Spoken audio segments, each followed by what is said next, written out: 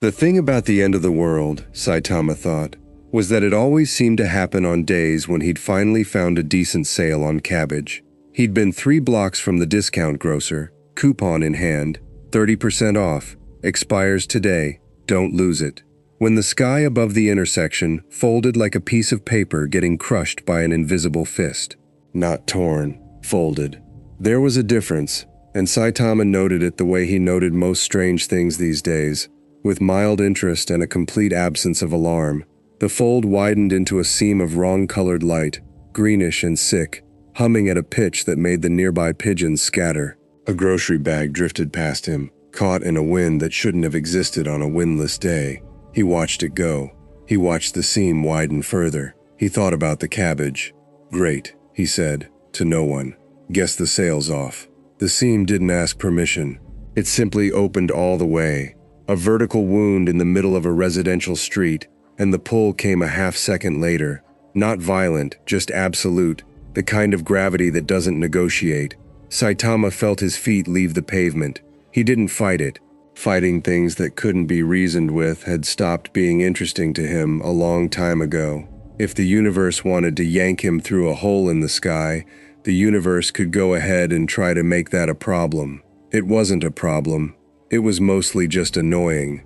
The fold swallowed him whole, and the last thing he saw of his own city was the coupon, still pinched between 2 fingers, fluttering away into the green light like it had somewhere better to be. He landed on his feet. He always landed on his feet. Gravity, like everything else, tended not to make a fuss about it once it understood who it was dealing with.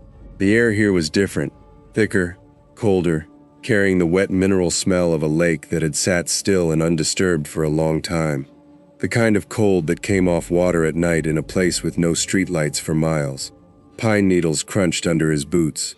Somewhere off to his left, an owl made a sound like it regretted being awake. Saitama looked around. Trees, a lot of trees, black against a sky that had gone from afternoon to full dark in the time it took him to fall through a hole in reality, which he supposed was rude but not unprecedented. A dirt path wound off between the trunks, and past it, through a gap in the pines, he could make out the dull gray shine of water. A lake, big enough that he couldn't see the far shore, flat and still as glass. There was a sign a few feet away, weathered and hanging crooked from one remaining nail. He walked over to read it. Crystal Lake Camp, EST, 1935. Welcome campers. Half the letters had rusted through. The wood underneath was soft with rot, and something dark had dried in a long drip down the sea in crystal. The kind of dark that didn't wash off in rain. Huh, Saitama said. Camp. He didn't feel unsafe. He never really did. Not because he was reckless, but because unsafe was a feeling that required the possibility of being hurt, and that possibility had quietly left his life years ago, somewhere between the 300th and 3000th day of the same 3 exercises. What he did feel, standing at the edge of a dark tree line at what was apparently now nighttime, was tired, and a little put out that his errand had been so rudely interrupted, and mostly just hungry, because the cabbage plan had fallen through and he hadn't eaten since noon. He started walking. Not because he had a destination, just because standing still in the cold felt like a waste of a perfectly good pair of legs, and somewhere down that dirt path there was probably a town, and towns had food, and food was the actual priority here. He'd gone maybe half a mile when he heard the first sound that wasn't an owl. It was a scream. Short, cut off fast. The kind of scream that ends because something ends it rather than because the person doing the screaming decided to stop. It came from off to the right, past a cluster of cabins that looked like they hadn't hosted a summer camp season in decades. Roofs sagging, windows boarded or broken. Saitama tilted his head toward the sound the way a man might tilt his head toward a phone ringing in another room. Attention, not alarm. He walked toward it. The cabin he found had its door hanging off one hinge, and past the doorway, in the dim wash of a flashlight, lying dropped and rolling slightly on the floor, he saw the shape of what had made the scream possible. The girl was maybe 19. She was on the floor, back against an overturned bunk, and she'd stopped screaming because there wasn't room left in her chest for it. The man standing over her had one hand fisted in her jacket, and the other raised, machete catching the flashlight's beam in a long silver line. He was big, not big like a bodybuilder, big like furniture, big like something built rather than grown, shoulders wide enough to fill the doorway he must have come through, and dressed in decayed canvas coveralls gone soft and dark with age and lake water. A hockey mask sat crooked on his face, white with 3 rust-red slashes, and behind the eye holes there was nothing readable at all. No anger, no hunger, nothing performative, just intent. Saitama stood in the doorway and looked at this for exactly as long as it took him to process what he was looking at, which was about 1 second. "Hey," he said, "that's probably not a good idea." The machete didn't stop moving. Whatever was under that mask either hadn't heard him or didn't consider him worth pausing for, and the blade came down toward the girl's collarbone in a long, clean arc that had clearly done this exact motion hundreds of times before and expected no interruption. It got one anyway. Saitama's hand closed around the blade between 2 fingers, 3 feet from where it should have finished its swing, and stopped it as easily as catching a falling pencil. There was no strain in his face. There was barely acknowledgement. The machete's edge, old steel, honed by decades of a patient and unbothered killer, met his skin and simply failed to do anything at all. No cut, no give, just a dull metallic tunk, like the sound of hitting a doorframe. A thin crack spiderwebbed up from the point of contact, through the blade itself. The girl on the floor made a sound that wasn't quite words. The man in the mask went very, very still. "You should let her go," Saitama said, in the tone of someone suggesting a coworker double-check a spreadsheet. "She looks like she's having kind of a rough night already." For the first time since Saitama had walked in, the man in the hockey mask turned his head. Slow, deliberate, joints working like something that had learned patience across a very long unlife, and looked at him directly, not at the cracked machete, at him. There was no fear in that look. Saitama noted that, mildly, the way he noted most things. Whatever this thing was, it didn't seem to run on fear the way most opponents eventually did once things stopped going their way. It just recalibrated. It let go of the girl's jacket. She scrambled backward across the floor, putting distance between herself and both of them, breath coming in fast, ragged pulls, eyes flicking between the killer and the stranger in the yellow jumpsuit like she couldn't decide which one was the actual threat in the room. Saitama didn't blame her for the confusion. He'd have been confused too, in her position, if he still remembered what confusion felt like. The man in the mask took a step back. Then another. Machete still in hand, still cracked clean through near the tip. He retreated toward the cabin's broken rear window with the same unhurried deliberateness he did everything else. Not fleeing, exactly. Recalculating, filing something away. Then he was gone, out through the window frame and into the dark tree line, and the cabin held nothing but the girl's ragged breathing, the flashlight still rolling in a slow half-circle on the floor, and Saitama, who scratched the back of his neck and looked mildly disappointed. "Huh," he said. "That's it?" Her name, once she could talk again, was Ellie, and she talked fast and low and constant, the way people do when silence has recently tried to kill them. You don't understand. That's Jason Voorhees. He doesn't stop. He doesn't ever just walk away. I've seen him walk through fire. I've seen Ortiz put 4 crossbow bolts in his chest and he just pulled them out and kept. She stopped. Started again. "Who are you?" "Saitama," Saitama said. "I was gonna buy cabbage." Ellie looked at him like he'd started speaking a different language partway through the sentence. Which, fair, he understood the reaction. He got it a lot. "There's more of you," she said finally, not really a question. "People like you. Other survivors, I don't know what you are, but you stopped his blade with your hand. Nobody does that. Nobody's ever done that. I need you to come with me. Right now. Before he comes back. And he will come back. He always comes back. He doesn't understand, no." Saitama considered the offer. On one hand, food, possibly, and a bed, and answers about where exactly he'd landed and how to get back to a cabbage purchasing timeline. On the other hand, this girl seemed like she might talk continuously the entire walk there. His stomach settled it. It growled. unbothered by dimensional crossings or masked killers, in the universal language of feed me.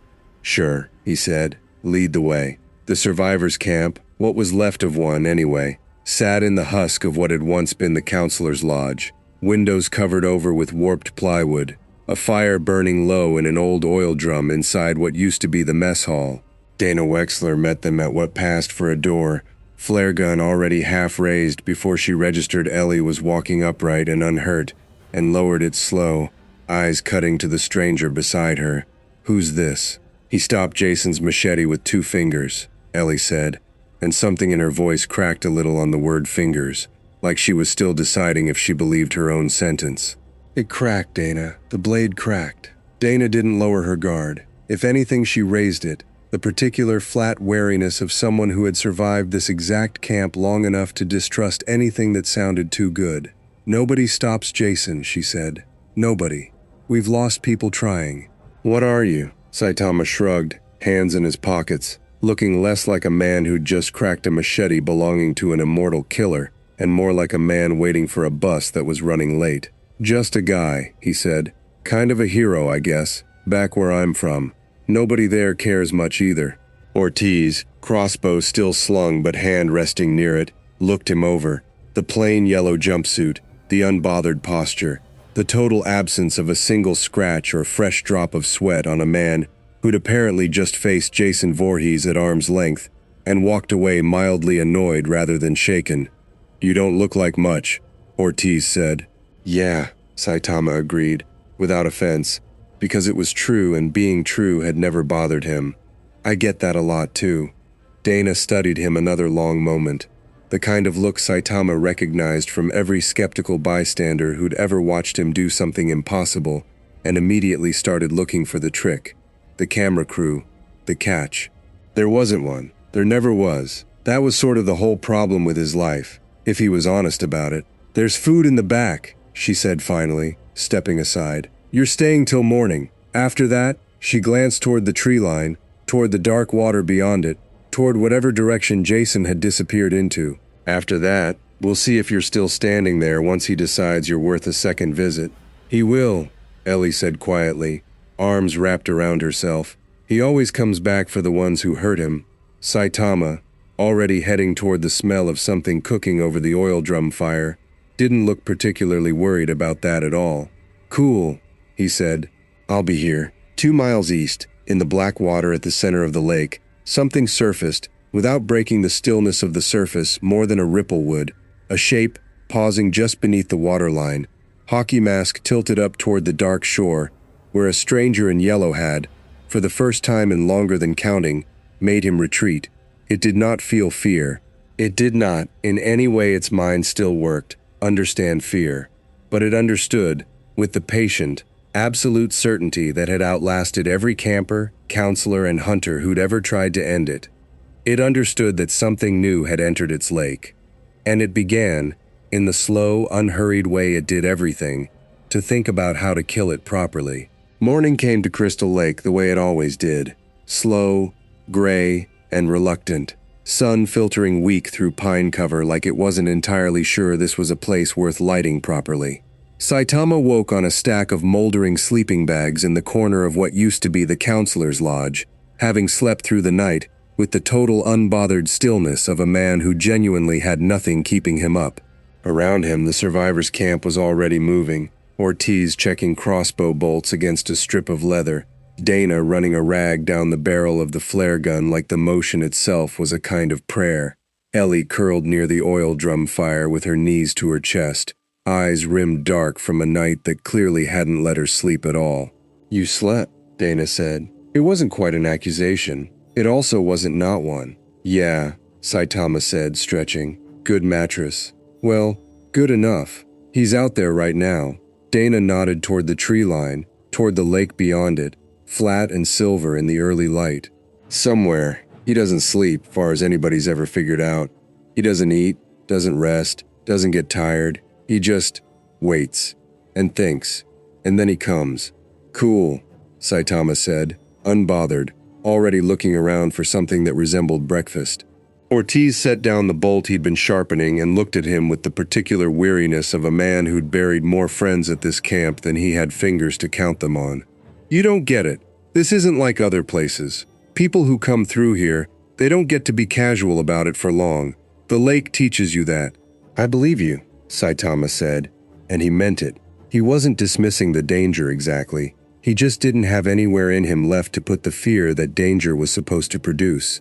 It was less arrogance than a kind of quiet, exhausted honesty. He'd looked for that feeling for years, hoping something, Ankiware, would finally give it back to him. Nothing here was likely to be the thing that did. Ellie spoke up from her spot by the fire, voice smaller than the night before. There's more than just him, you know. Jason's the one everybody talks about, 'cause the lake's ours. It's our territory. We know his patterns even when we can't beat him. But there's other places, other towns, other things standing in them. Like what? Haddonfield, Ortiz said. Couple towns over, past the ridge. There's a hospital there, and a house, and a thing that lives in both of them depending on the night. Doesn't run, doesn't talk, doesn't stop either, but it's different than Jason. Smarter, maybe, colder, and there's rumors of worse, further out. Things that don't even bother wearing a face.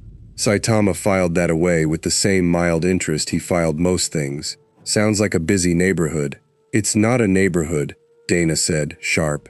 It's a food chain, and until last night we knew exactly where we sat on it. They ate dried meat, foraged greens, something that had once been coffee and now mostly resembled hot brown water, and Saitama, to his own quiet satisfaction, found it actually pretty decent, all things considered. He said as much, and Ellie almost smiled for the first time since he'd met her, before the sound of something moving through the tree line wiped it off her face entirely. Not fast, not stealthy either. Slow, deliberate footsteps, branches breaking under weight that didn't care who heard it. He's here, Ortiz said, already up, crossbow raised. Dana's flare gun came up beside it. Ellie backed toward the lodge wall, bat gripped white-knuckled in both hands, barbed wire catching the weak morning light. Saitama stood up too, mostly because standing seemed like the polite thing to do when everyone else was, and brushed a few crumbs off his jumpsuit. Jason came out of the tree line at the same unhurried pace he apparently did everything. Machete, new, unbroken. Apparently he had more than one, held loose at his side. He didn't rush the group. He didn't circle.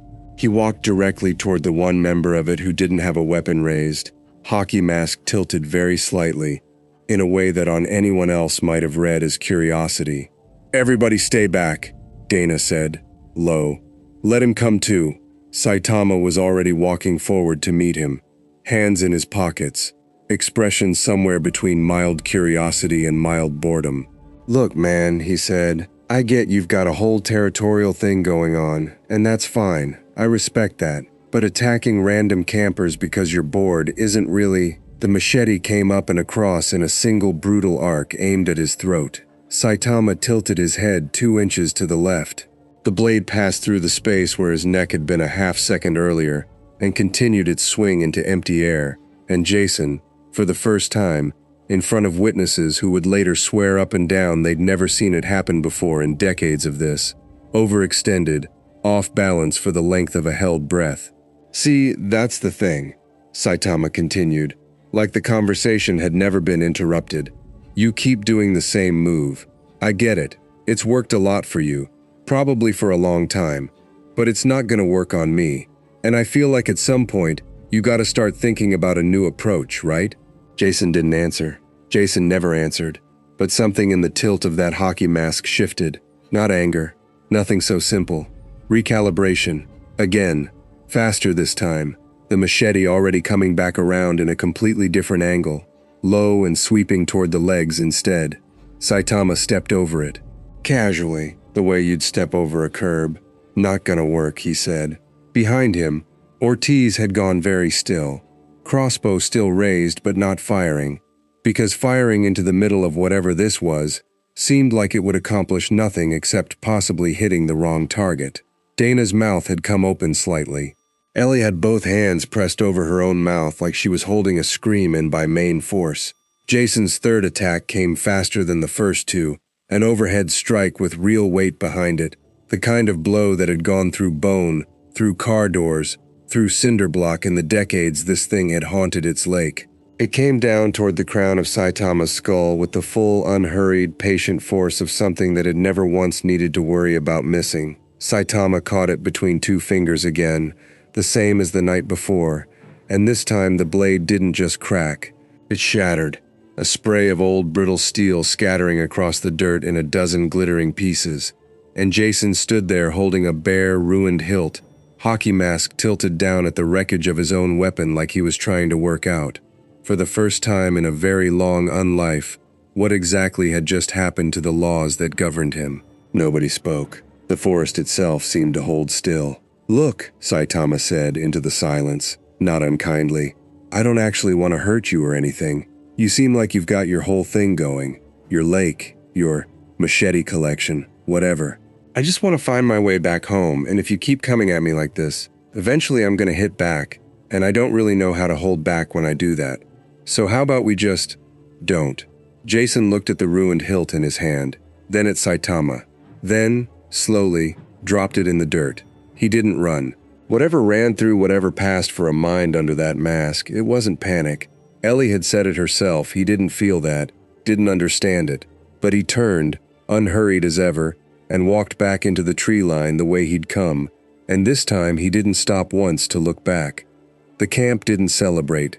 If anything, the mood after Jason's retreat was heavier than before. Dana staring at the shattered machete pieces in the dirt like they were evidence of something she didn't yet have the vocabulary for.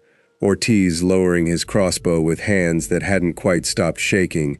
Ellie sitting down hard against the lodge wall, like her legs had simply decided they were done. "He's never retreated," Dana said, mostly to herself. "Not once. Not from anybody. Not from the sheriff's whole department back in '84. Not from the militia that came through in '96 with actual military ordnance. He doesn't retreat. He just resets. Comes back different." "So he'll come back different this time too," Saitama said, unbothered, sitting back down to finish his coffee-adjacent hot brown water. "That's what worries me," Dana said. "You don't understand what you just did. This isn't a normal town, and he's not a normal problem, and I don't know if beating him just solves anything. I think it might just tell every other thing in every other town for 50 miles that there's a new apex predator sitting in the middle of everybody's territory.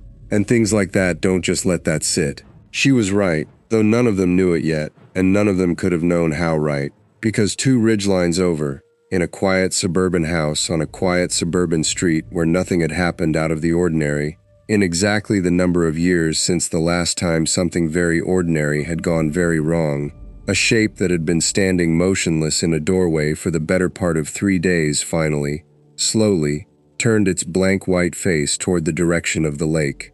It had felt something. Not fear. Like Jason, whatever it was, it didn't run on anything so mundane as fear. But it had felt a disturbance in the particular quiet stillness of the world it patiently, endlessly stalked. A wrongness in the pattern it had spent decades perfecting. Something had beaten Jason Voorhees. Something in its territory, its region, its dominion of dread, had done what nothing, in all the long silent years, had ever managed to do. It picked up the kitchen knife from the counter beside it. It did not hurry. It never hurried. But it began, for the first time in longer than it could measure, to walk with purpose toward a destination that wasn't its usual one. Back at the ruined lodge, Ellie was the one who finally said what everyone else was thinking, in the small, unsteady voice of someone who'd survived this camp long enough to know better than to hope out loud. "Does this mean it's actually over? Could we actually leave? Actually get out? For real? With him not chasing us the second we crossed the tree line?" Dana didn't answer right away.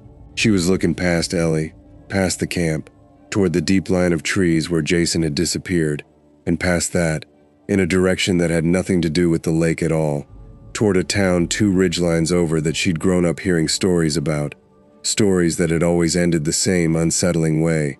He's still out there, and he always finds his way back.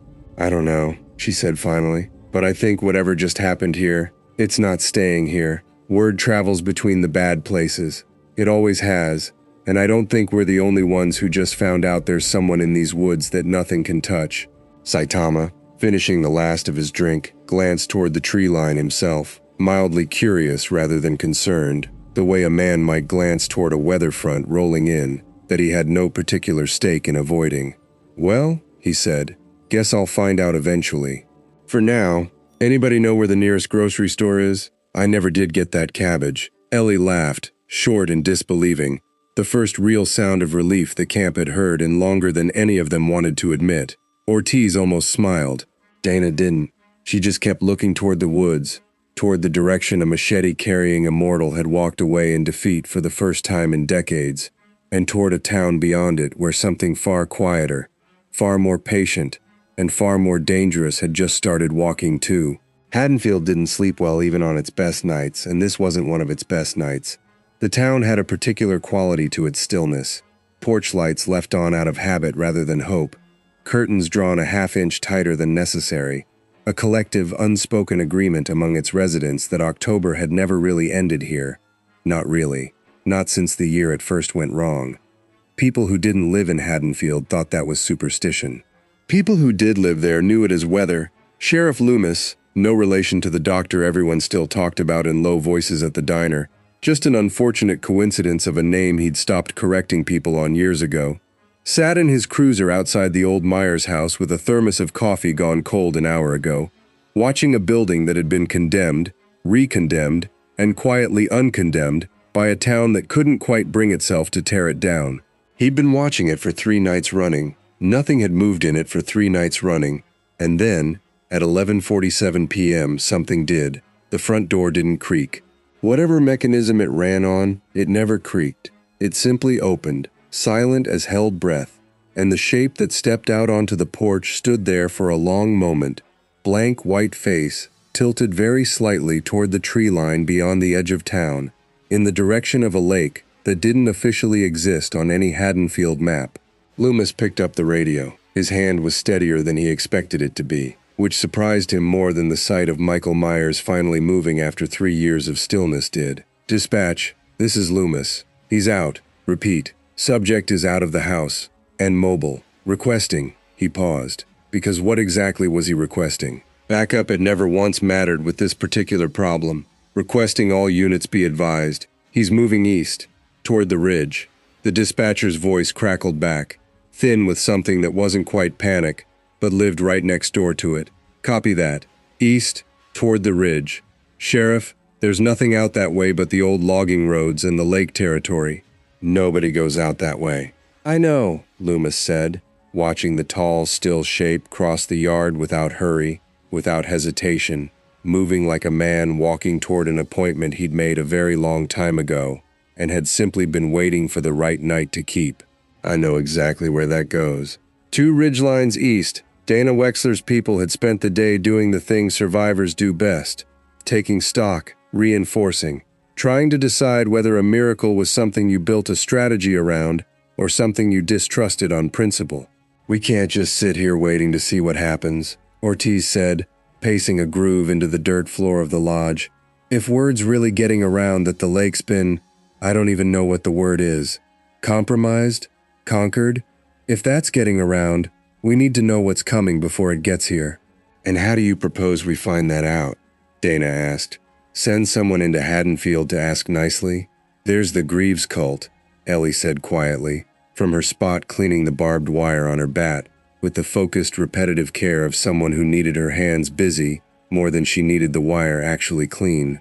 "Out past the old quarry, they worship. I don't even know exactly what they worship, some old thing that lives further out than any of this, past even Haddonfield. But they watch. They've always watched. If something's moving, they'll know before we do."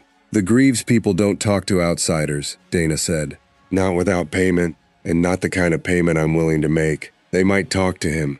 Ellie nodded toward Saitama, who was sitting cross-legged near the fire, working through what remained of the dried meat, with the calm patience of a man who had genuinely nowhere else pressing to be. "They collect things nobody else has. Might be curious enough about someone who beat Jason to make an exception."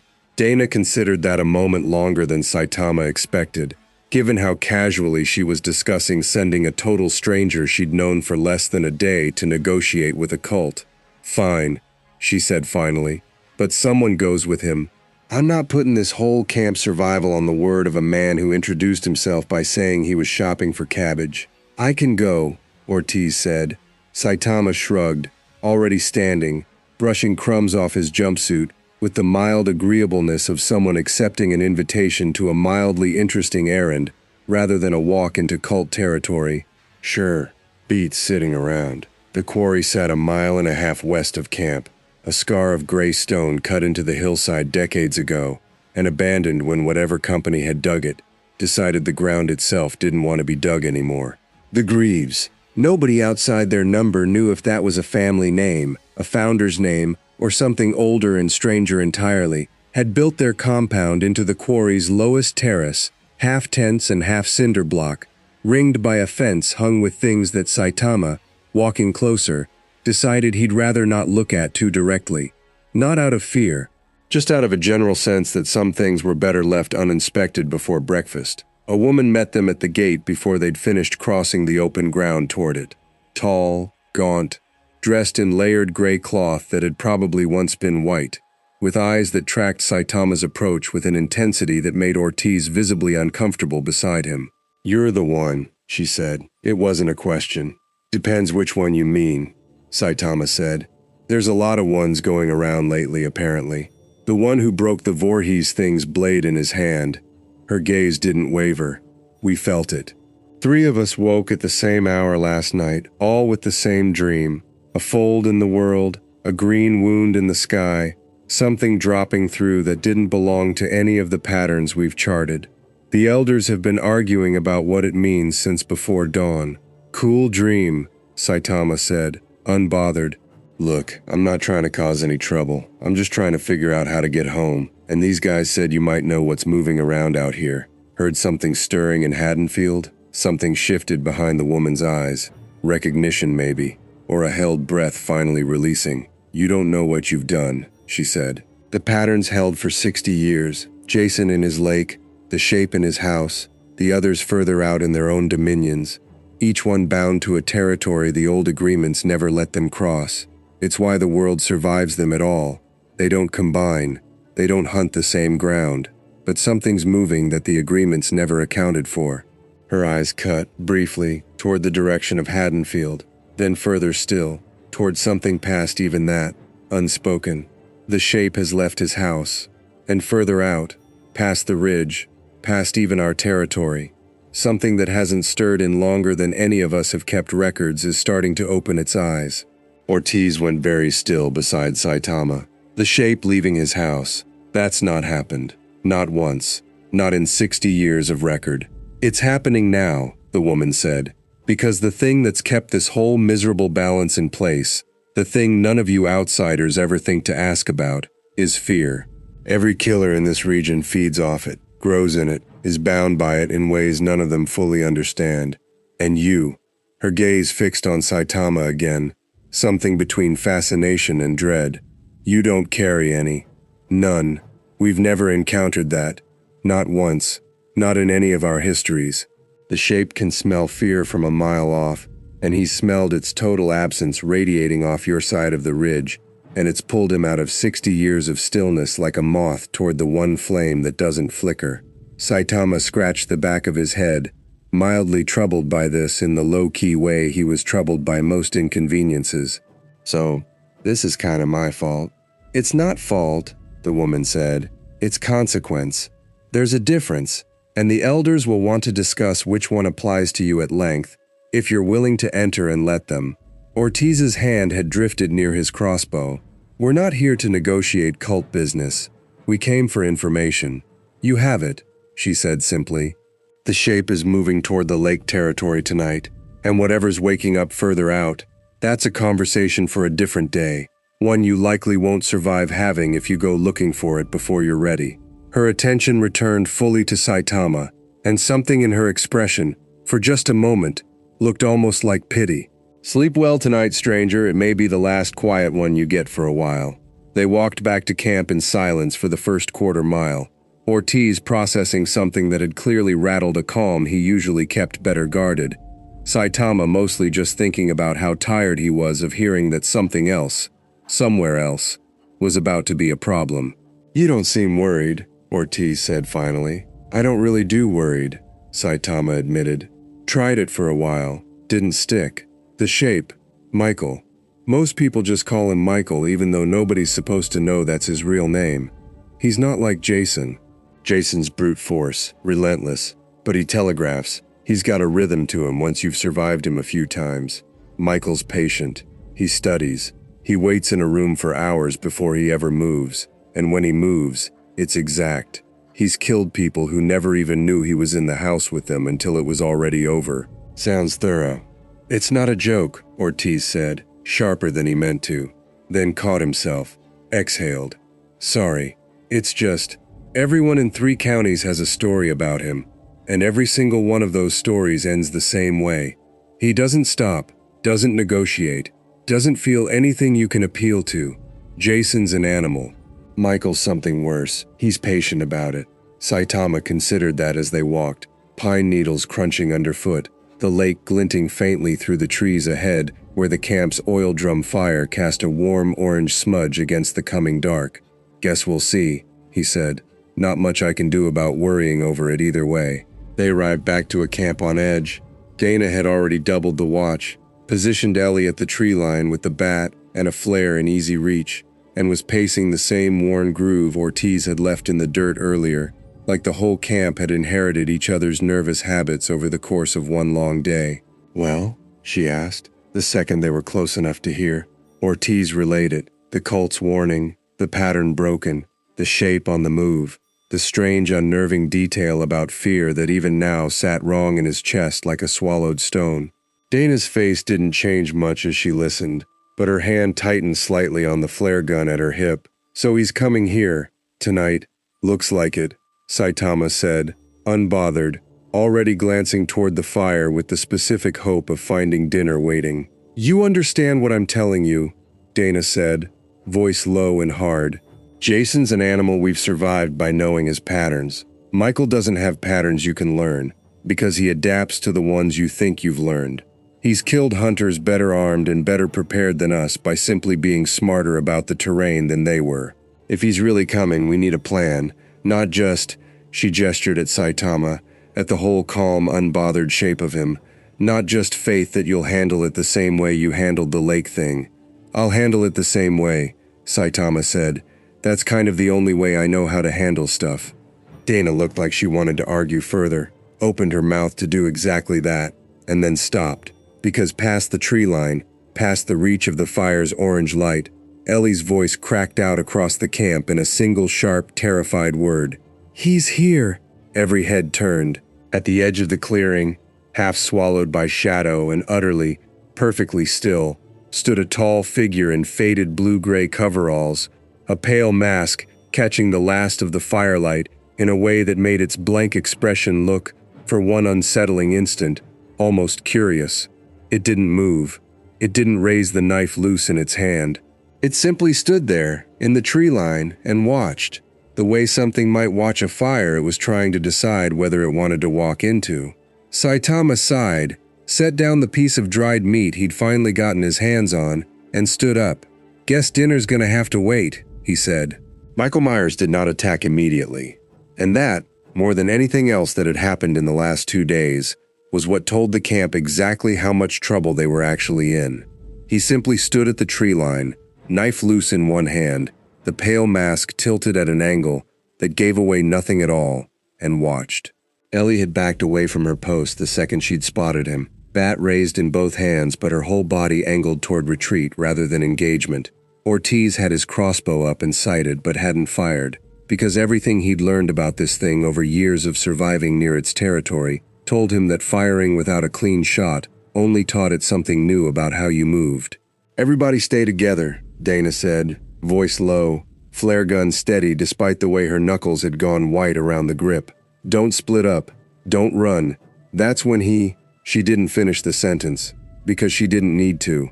Every person at that camp who'd grown up in the shadow of these woods knew exactly how that sentence ended.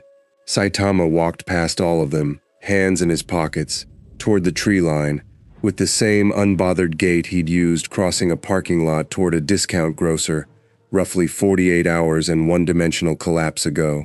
"Hey," he said, stopping maybe 10 feet from the still, silent shape. "You're the Michael guy, right? Heard a lot about you today."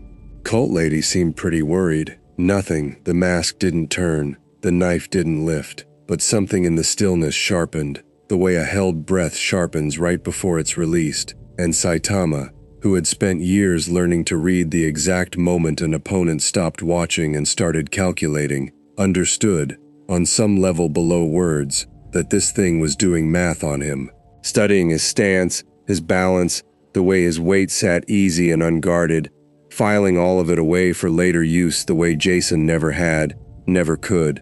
"Look," Saitama said, "I already did the whole song and dance with the machete guy from the lake."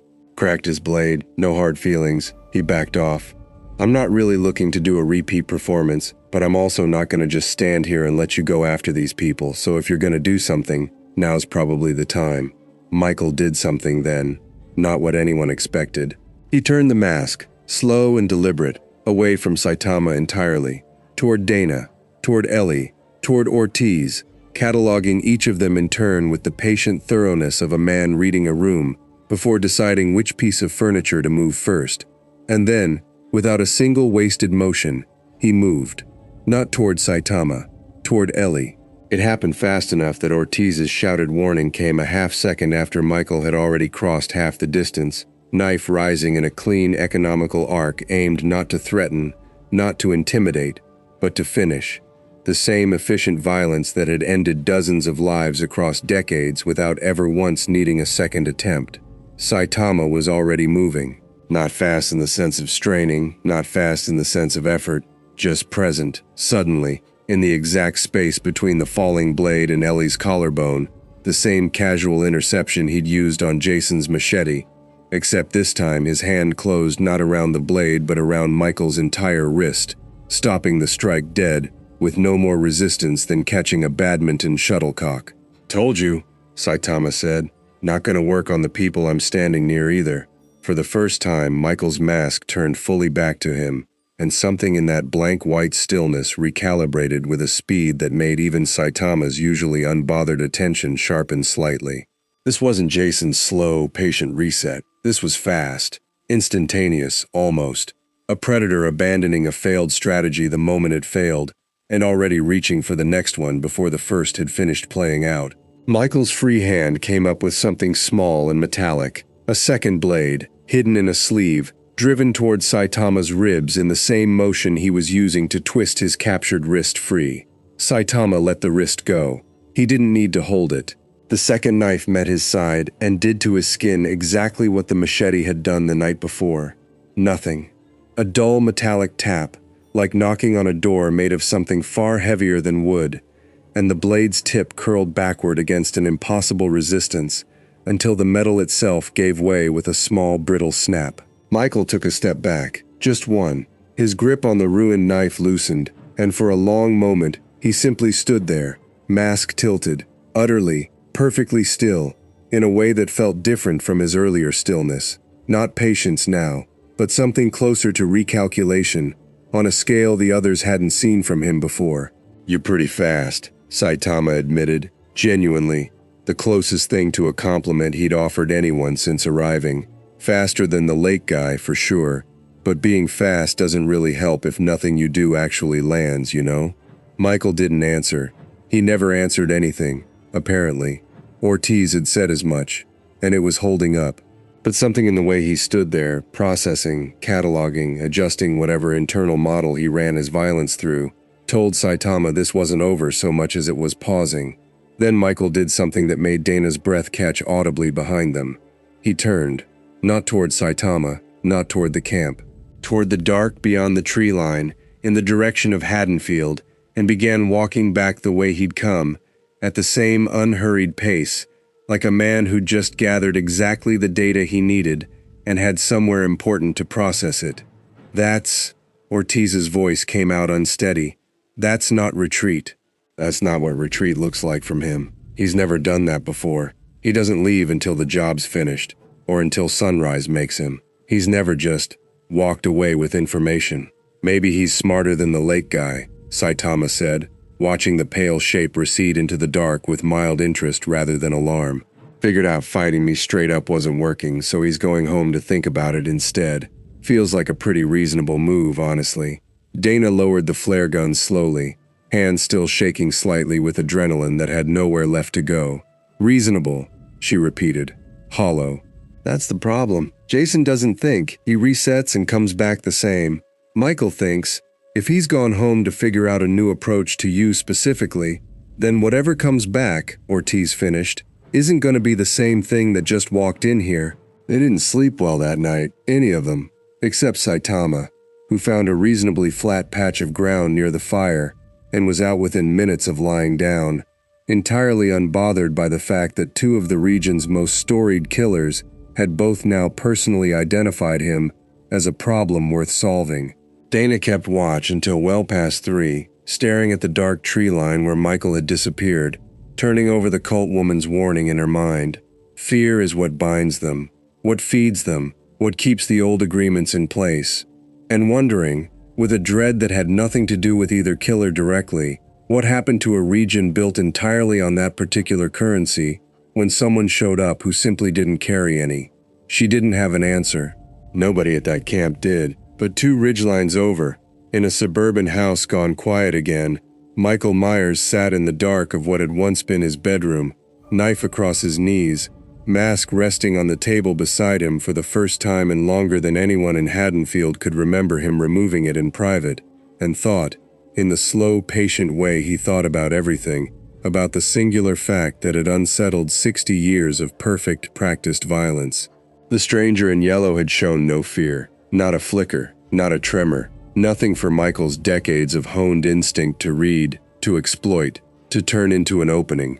For a creature who had built an entire method of killing around the reading of fear, that absence wasn't just an obstacle. It was, in its own quiet way, an insult. And Michael Myers, patient beyond reckoning, began to consider the sort of problem that couldn't be solved with a knife at all. Further out, past even Haddonfield's borders, past the ridge the Greaves cult watched so carefully, something old and enormous stirred another few inches awake in a dark it had occupied for longer than the killers themselves had existed, drawn, slow and curious, toward a fold in the world's fabric that had let something entirely new drop into its carefully balanced dominion. It was not afraid either, but it was, for the first time in a very long while, paying attention.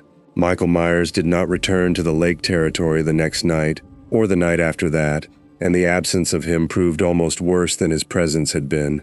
Dana doubled the watch anyway. Ortiz spent 2 full days walking the tree line in expanding loops, reading disturbed brush and broken branches for any sign the shape had circled back under cover, found nothing, and grew more unsettled by the nothing than he would have by an actual sighting. Ellie stopped sleeping in the lodge at all and took to curling up near the fire with her bat across her knees, eyes on the dark long after everyone else had drifted off. Saitama, for his part, spent those 2 days doing the only thing that had ever really settled him back home, finding a routine and sticking to it. He helped Ortiz clear brush from the camp's perimeter. He ate whatever the fire produced without complaint. He asked, more than once, hopefully, whether anyone knew if the nearest town had a grocery store, and was told, more than once, that Haddonfield had a grocery store, but that walking into it right now seemed like an extremely bad idea, for reasons that should be obvious. He's planning something, Dana said, on the 3rd night, staring into the fire like it might eventually cough up an answer. That's what worries me more than if he'd just come back swinging again. Jason resets, Michael plans, and we don't know what 2 days of planning against someone who no-sells knives looks like. Maybe he decided it wasn't worth it, Ellie offered, without much conviction. He's never decided anything wasn't worth it, Ortiz said. Not once. Not in 60 years. Saitama, sitting nearby with a bowl of something involving foraged mushrooms that was actually better than it had any right to be, shrugged. Guess we'll find out eventually. Worrying about it now doesn't really change anything, right? Dana looked at him for a long moment, not with annoyance, exactly. more with the particular exhaustion of someone trying to understand a species of calm she'd never once been permitted to have. You really don't feel it. Any of it. The dread. I've watched you not feel it for 3 days straight now, and I still don't understand how. I used to, Saitama admitted, surprising himself a little with the honesty of it. He didn't usually get into this with strangers, but something about the quiet of the fire and 3 days of shared danger had loosened something. Back before I got this strong, I used to be scared of everything. Losing my job, not being able to pay rent, regular stuff. Then I trained until none of that could touch me anymore, and I guess the fear just didn't have anywhere left to live. It's not that I'm brave, I just ran out of places to keep it. Dana didn't have a response to that, neither did anyone else. The fire popped and settled, and for a moment the camp felt, if not safe, at least still. It was Ellie who spotted the first sign that Michael's absence hadn't been retreat at all. 4 days after the confrontation at the tree line, when she found a shape stitched crudely from straw and old cloth propped against the camp's outer fence post, arranged with deliberate, unmistakable care to face directly toward the fire, toward the spot where Saitama usually sat. It had no face, just blank cloth where one should be, and driven through its chest, at the exact point a heart would sit, was a kitchen knife. The same model, the same make, sunk to the hilt. That's not a threat, Ortiz said quietly, staring at it. Threats are what Jason does. Loud, obvious, meant to scare you off. This is a message. He's telling you he's studying you, that he knows exactly where you sleep, exactly where you sit, and that he's testing what gets a reaction out of you. Did it? Dana asked, glancing at Saitama. Saitama looked at the straw figure, the knife through its chest, with the mild, unbothered curiosity of a man examining a slightly unusual piece of yard art. Not really. I mean, it's creepy, I guess, in a sort of horror movie way, but it's not really a me problem if it's just fabric. That's exactly the problem, Dana said, low. You not reacting is its own kind of information to him. He's not trying to scare you specifically. Not anymore. He's trying to find out if there's anything about you that scares at all, because if there isn't, that breaks something fundamental about how he operates. And a thing like Michael doesn't stop testing once he finds a variable he can't solve. He just picks new variables. She was right. In a way, none of them yet had full information to understand. Because 40 miles east, past Haddonfield's edge, in the gray tent and cinderblock compound at the base of the old quarry, the Greaves cult had gathered before their elders in numbers larger than any meeting in recent memory, and the woman who'd spoken to Saitama days before stood again at the front of them, relaying with careful precision everything she'd witnessed, and everything the old text said about what such an absence of fear could mean for the balance the elders had spent generations maintaining. The agreements were never about peace, she said, to a circle of robed figures lit by torchlight that flickered strangely steady despite the open air. They were about containment, each killer bound to a dominion by the fear that fed them, and by rules older than any of us fully understand. If something exists that the fear cannot touch, it isn't just an obstacle to one killer, it's a crack in the entire container. An old man near the circle's center, face hidden beneath a hood, spoke for the first time, voice like stone grinding stone. And what does the great sleeper make of a crack in its container? The question hung in the torchlit dark, unanswered, because none of them, not the elders, not the woman who'd met Saitama at the gate, not anyone who'd studied the old agreements for generations, had ever needed to ask it before. The thing they called the great sleeper had never stirred enough to require an answer. It simply existed at the furthest edge of the region's dread, vast and patient, and utterly beyond any of the smaller, more human-shaped horrors that hunted its borders. A presence so old that even Jason and Michael, in their own limited, violent ways, were understood by the cult to be smaller expressions of something the sleeper had let take root in its shadow centuries ago, the way moss grows at the base of a mountain too large to notice it. It's waking, the woman said quietly. I felt it 3 nights ago. The same hour Michael left his house for the first time in 60 years. A dream. Again. Not the fold this time. Depth. Cold depth. And something vast turning over in it. Disturbed by an absence it's never had to account for before. The hooded elder was silent for a long moment. Then, send word to the lake camp, warn them, not of Jason, not even of the shape. Warn them that whatever this stranger is, his very existence may be the thing that finally wakes what the rest of this region has spent centuries trying to keep asleep. The messenger reached the camp 2 nights later. One of the Greaves' younger members, a boy no older than 16, thin and wide-eyed, who delivered his warning in a rushed, nervous whisper before disappearing back into the tree line without waiting for a reply, as though even standing near the camp for longer than necessary might attract something he didn't want attracting. Dana related around the fire once he'd gone, and for the first time since Saitama's arrival, even he looked genuinely, if mildly, more attentive than usual. Something bigger than the machete guy and the knife guy, he said. Bigger than both of them put together, from the sound of it. The Great Sleeper, Ortiz said, and the name alone seemed to cost him something to say out loud, like speaking it too clearly might draw its attention early. Nobody around here talks about it much.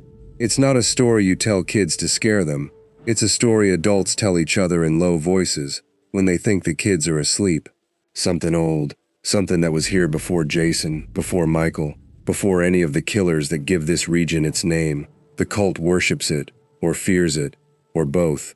Nobody's ever entirely sure which, and it's waking up because of me. Maybe, Dana said, or maybe it's waking up because the whole balance out here runs on something you don't carry, and things that run on fear don't know what to do when fear stops being reliable. Either way, she looked at him steadily, firelight catching the exhaustion under her eyes. I don't think this ends with you beating Jason and scaring off Michael. I think this is just the start of something a lot bigger deciding to pay attention. Saitama considered that, turning it over the way he turned over most problems, without panic, without much visible weight to it at all, but not without a small, genuine flicker of consideration for what it might mean for people who didn't get to walk away from these things the way he did. Well, he said finally, guess I'll deal with that when it shows up too. That's usually how it works out for me. Nobody at the fire found that as reassuring as he clearly meant it to be. But 4 ridgelines away, in the cold black water of a lake far older and far deeper than the one Jason haunted, something vast turned over another degree in its long sleep, drawn by the growing, spreading rumor of a place in its dominion where dread had, for the first time anyone could remember, simply stopped working the way it always had. The next disturbance didn't come from the tree line, it came from town. Word had reached the camp by the 5th morning that a family on the edge of Haddonfield, the edge of Haddonfield, pronounced always with a specific weight, the way people talk about the last house before the woods start, the one everybody's grandparents warned them not to trick or treat at, had woken to find their kitchen door standing open and every knife in the block missing from its slot, replaced, one by one, with small carved wooden figures. No injuries, no blood, just an empty knife block and 6 little wooden shapes lined up in its place like a signature. That's not him hunting, Ortiz said, turning the report over with the same unease he'd shown at the straw figure days before. That's him communicating, and Michael doesn't communicate. Not ever, not with anyone, not in 60 years of doing this. Communicating what? Ellie asked. I don't know, Ortiz admitted. That's what scares me. Dana had been quieter than usual the past 2 days, and Saitama, who noticed more than his flat affect generally let on, even if he rarely commented on it, had clocked the particular way she kept glancing toward the ridge, toward Haddonfield, like she was working up to something she hadn't said out loud yet.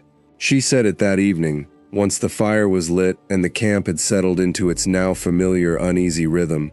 I think we need to go into town. Ortiz nearly choked on the water he was drinking. You're joking. I'm not. We've spent 5 days reacting, waiting for Jason to come back, waiting for Michael to finish whatever he's planning, waiting for some ancient thing at the bottom of a lake we've never even seen to decide whether it's going to bother getting up. I'm done waiting. If Michael's really planning something specific around Saitama, I want to know what it is before it happens, not after. And how exactly do you plan on finding that out? Ortiz's voice had an edge to it now, the frustration of someone who'd survived this long by never once volunteering for the thing Dana was suggesting. Walk into Haddonfield and ask around? Nobody talks about him there either. Not directly. Not to strangers. Not to strangers, Dana agreed. But there's a sheriff there, Loomis. He's kept watch on that house longer than anyone else alive, and he's the only person in 3 counties who's ever actually tried to understand Michael instead of just running from him. If anyone knows what a change in his pattern means, it's him. Saitama, who'd been listening with the mild attentiveness of a man following a conversation that wasn't really about him but clearly involved him, shrugged. Sure, I could use a change of scenery anyway. And you said there's a grocery store. Ellie let out a short, disbelieving laugh despite everything. Even Dana's mouth twitched, just slightly, at the corner. Fine, she said. Tomorrow. But we go in quiet. We talk to Loomis, and we get out before dark. Haddonfield after sundown is not a place you want to be caught improvising. Haddonfield in daylight looked, to Saitama's eye, almost aggressively ordinary.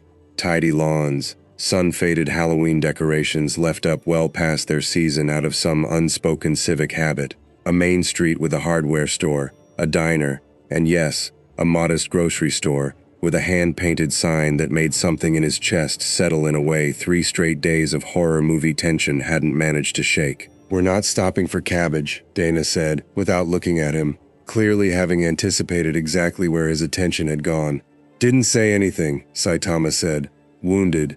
They found Sheriff Loomis at the station, a squat brick building at the edge of Main Street that looked like it hadn't been renovated since the town's worst year, and the man himself looked exactly like someone who'd spent 3 straight nights watching a house that had finally, after 3 years of silence, decided to empty itself out. He didn't seem surprised to see them. If anything, he seemed almost relieved, the particular relief of a man who'd been carrying something alone for too long and had just been handed the chance to share the weight. You're the lake people, he said, before Dana had finished introducing herself. And you. His eyes settled on Saitama with a mixture of suspicion and something almost like desperate hope. You're the one who's got him rattled. Rattled seems strong, Saitama said. I just didn't let him stab anybody. He hasn't left that house in 3 years, Loomis said, ignoring that. Not once. Not even the anniversary nights. When he used to walk it like clockwork, we could set our watches by it. Then 5 nights ago, he's out, moving east, and every single report I've gotten since has been the same kind of thing. No bodies, no violence, just objects moved, doors left open, little signs of him being somewhere and choosing, very deliberately, not to kill anyone while he's there. He shook his head, a man clearly unmoored by a pattern he'd spent decades learning and had just watched shatter in real time. That's not him. That's never been him. He kills. That's the only thing he does. If he's out there and not killing, it means he's after something specific, and he's willing to wait as long as it takes to get it. Me, Saitama said, without much drama. You, Loomis agreed. And I don't know what that means for the rest of us, because for 60 years the one mercy this town's ever had is that he stayed contained to his patch of it. If something's pulled him out of that pattern entirely, he didn't finish. He didn't need to. Dana leaned forward. There's something else. The Greaves people, out past the quarry, they sent word that something bigger than either Michael or the lake thing is starting to wake up. Something they call the Great Sleeper. Loomis went very still. The particular stillness of a man who'd heard a name he'd hoped never to hear said out loud in his own station. You talk to the cult. They talk to us. Then you should know, Loomis said, voice dropping, that whatever's happening with Michael isn't the biggest problem in this story. It might not even be the second biggest. Every old-timer in this county who still remembers the original stories, the ones before Michael, before Jason, before any of the named ones, they all agree on one thing. The reason none of these things ever leave their territories, the reason there's never been a war between them, is because something older set the boundaries a long, long time ago, and none of them have ever wanted to test whether it's still watching. And now it's watching, Dana said. Now, Loomis said, something's finally given it a reason to look. They left Haddonfield before sundown, as promised, Saitama managing, over Dana's very vocal objections, to duck into the grocery store for exactly 4 minutes, and emerge with a bag of cabbage held with the quiet, genuine satisfaction of a man who'd finally closed a loop that had been nagging at him since this whole ordeal began. "You're unbelievable," Dana muttered, only half annoyed. "I've been thinking about this cabbage for almost a week," Saitama said. "Some things matter more than the apocalypse." But the mood soured fast on the walk back toward the ridge, because half a mile outside town, at the mouth of the logging road that led back toward camp, they found Michael Myers standing directly in their path. Not hiding, not stalking from the tree line the way he had every single time before. Standing in the open in full daylight, knife loose at his side, mask tilted toward Saitama with an intensity that made even Loomis's warnings feel suddenly, uncomfortably concrete. Nobody moved for a long moment. Then Michael raised his free hand, slow, deliberate, and pointed. Not at Saitama. Past him. East. Toward the lake. Toward the ridge beyond it. Toward wherever the Greaves cult's warnings had been pointing all along. It was the first gesture anyone had ever seen him make that wasn't violence. "What is he doing?" Ortiz whispered, crossbow half raised but not firing, some deep survival instinct telling him this, whatever it was, wasn't the moment to shoot. Michael held the point a moment longer. Then, without a sound, without ever lowering the knife, he turned and walked back into the tree line and was gone, leaving the group standing in the fading light with the distinct, unsettling sense that they'd just been given a message none of them fully understood yet. "He's not fighting you," Dana said slowly, working it out even as she said it. "He's not testing you anymore either. I think," she looked toward the east, toward the deep old lake past the ridge that even Jason's territory didn't extend to. "I think he's telling us something's coming that even he's scared of." Saitama looked in the direction Michael had pointed, cabbage bag still in hand, and for the first time since he'd fallen through a hole in the sky over a week ago, something in his flat, unbothered expression shifted. Not fear. He genuinely didn't have that gear anymore, but a kind of focused, weighing attention that hadn't been there before. "Well," he said, "guess we'll go see what's got everybody so worked up then." The old lake didn't have a name on any map Dana had ever seen, and that alone told her more than any warning the Greaves cult could have offered. Every other body of water in 3 counties had a name, a history, a ranger station, or a fishing license requirement. This one had nothing, just a gap in the paper trail, a blank spot the county surveys routed carefully around, the way old maps used to mark unexplored coastlines with drawings of monsters instead of admitting they simply didn't know. It took a day and a half to reach it. Dana insisted on preparation this time, real preparation, not the reactive scramble that had defined every encounter so far. They packed what supplies the camp could spare, checked every weapon twice, and Ellie, over Dana's initial objection, insisted on coming. "I've survived Jason twice," she said, jaw set in a way that brooked no argument. "I'm not staying behind while everyone else finds out what's actually at the bottom of all this." The land changed as they walked east, the pines thinning, the ground growing softer and darker, the ordinary sounds of the forest, birds, insects, the distant complaint of a woodpecker, thinning out until, roughly a mile from the water, they stopped entirely. Not gradually, all at once like a switch had been thrown, leaving only the sound of their own footsteps and, faintly, the lap of water against a shore none of them could see yet. "That's not normal," Ortiz said, voice low, crossbow already up. "Even at the worst parts of our lake, you get something. Birds, at least. This is just nothing." "Fear does that," came a voice from the tree line, and every one of them startled except Saitama, who simply turned toward it with mild curiosity. The woman from the Greaves cult stepped out from behind a moss-heavy trunk, alone this time, robes darker than before, like she'd dressed for something solemn rather than diplomatic. "Sound doesn't travel well near the sleeper's water. Nothing living wants to be the thing that makes noise near it." "You followed us," Dana said.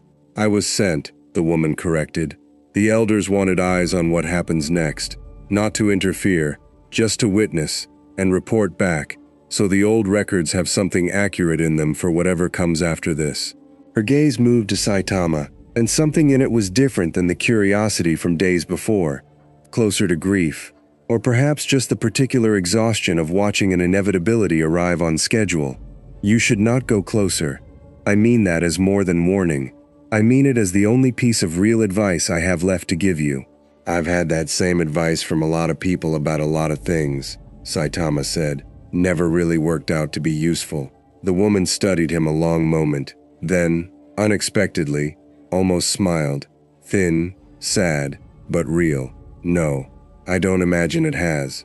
The shoreline, when they finally reached it, wasn't a shoreline in any conventional sense.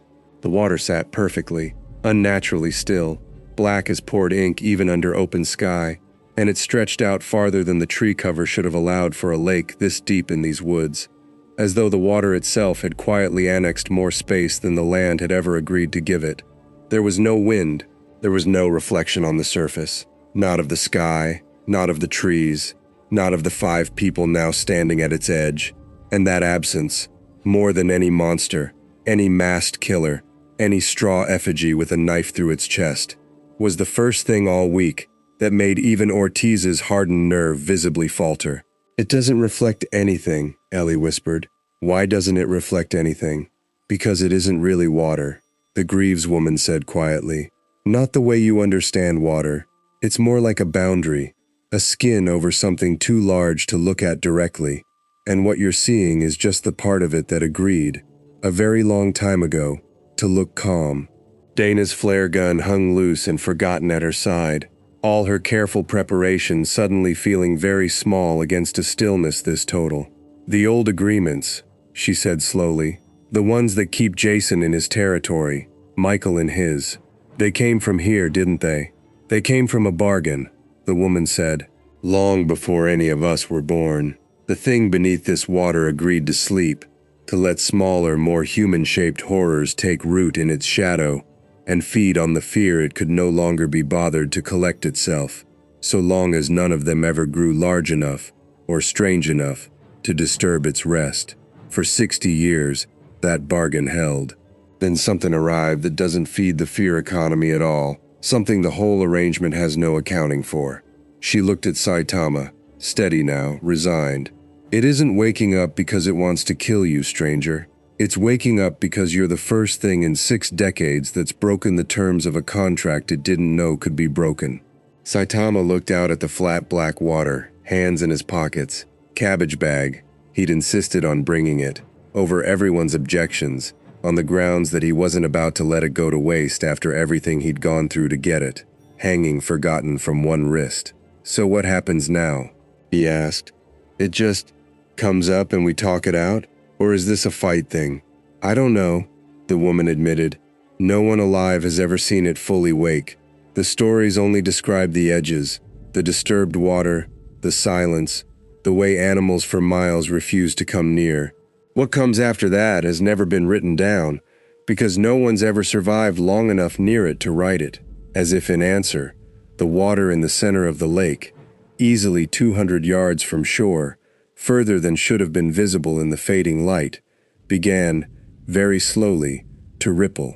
Not from wind, not from any current, from something moving, deep beneath the surface, vast enough that the ripple took nearly 10 full seconds to travel the distance to shore, lapping against the black rock at their feet with a sound like a held breath finally exhaled. "Everyone back," Dana said, voice tight, already retreating a step. "Now." Ortiz and Ellie moved with her. The Greaves woman stood her ground, though her hands had come together in front of her in something between prayer and brace. Saitama didn't move at all, watching the ripples source with the same flat, unbothered attention he gave most things. Except this time, for the first time since he'd fallen through a hole in the sky, there was something almost like genuine interest in it. "Huh," he said, quietly, to no one in particular. "That's actually kind of a big lake." The water at the center didn't part or explode upward the way lesser horror stories might have staged it.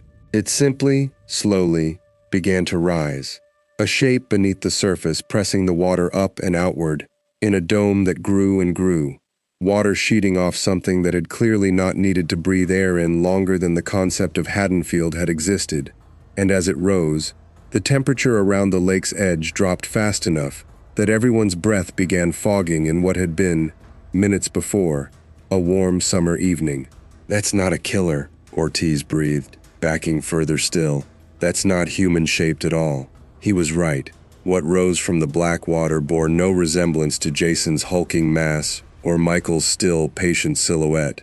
No mask, no coveralls, nothing that had ever worn the shape of a man.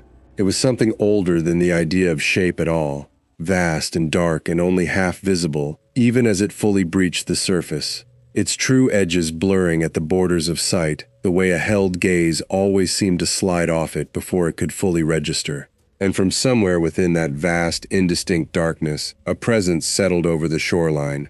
Not a voice, not sound at all, but something that pressed directly against the mind, the way pressure presses against the ears at depth, ancient and patient, and, for the first time in 60 years, genuinely, fully awake. It was looking, in whatever way something like that looked, directly at Saitama. And Saitama, cabbage bag still hanging from one wrist, looked back at it with the same mild, unbothered curiosity he'd given a discount grocery store exactly 9 days and one-dimensional collapse ago.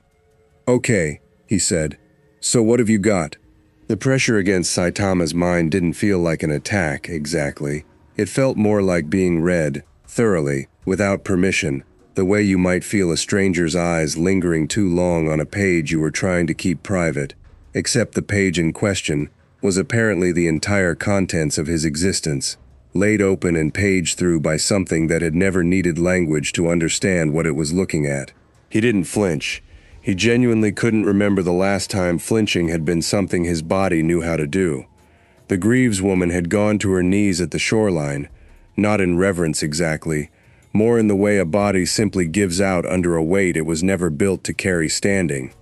Ortiz had both hands over his ears, useless against a pressure that wasn't sound, and Ellie had backed into Dana so hard they'd both nearly gone down into the black rock at the water's edge. "It's not attacking," Dana managed, teeth gritted against the pressure in her skull.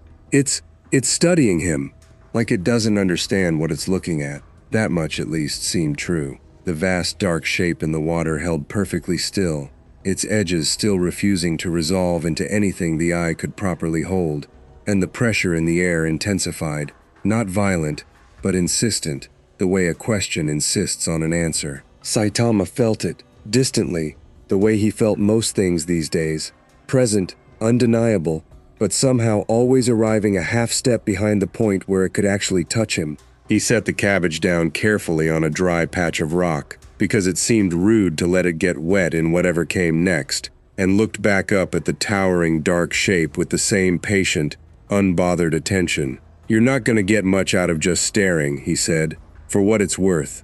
The pressure spiked, not painfully, not for him, but hard enough that Ellie cried out and Ortiz staggered a full step backward, and the water around the great shape's base churned violently, as though the question it had been asking had just been met with an answer it found genuinely, deeply confusing. "It doesn't understand fear's absence," the Greaves woman managed, voice strained, kneeling still at the shoreline. "It's never had to. Everything that's ever stood before it, human or otherwise, has carried some trace of it, some flicker it could read, could measure, could use to understand where a creature sat in the order of things it spent centuries cataloging. You're not giving it anything to catalog." "Yeah," Saitama said. "I get that a lot." The shape moved, then, not lunging, not the sudden violence of Jason's machete or the economical precision of Michael's knife, but something slower, more deliberate. An arm, if it could be called that, a limb vast and indistinct at the edges, water sheeting off it in long silver ropes, extending out over the shoreline toward him, not fast, almost curious, the way something enormous might reach toward a bright light it had never encountered before, to see if it burned. Saitama didn't dodge. He stood his ground, hands loose at his sides, and let it come. The limb closed around him, not crushing, not yet, more testing, pressure building slow and steady the way a hand closes around an object to gauge its weight before deciding how hard a grip it actually requires. Behind him, Dana screamed his name. Ortiz was already fumbling for something, anything, though what weapon anyone carried could possibly matter against something this size was a question none of them had an answer to.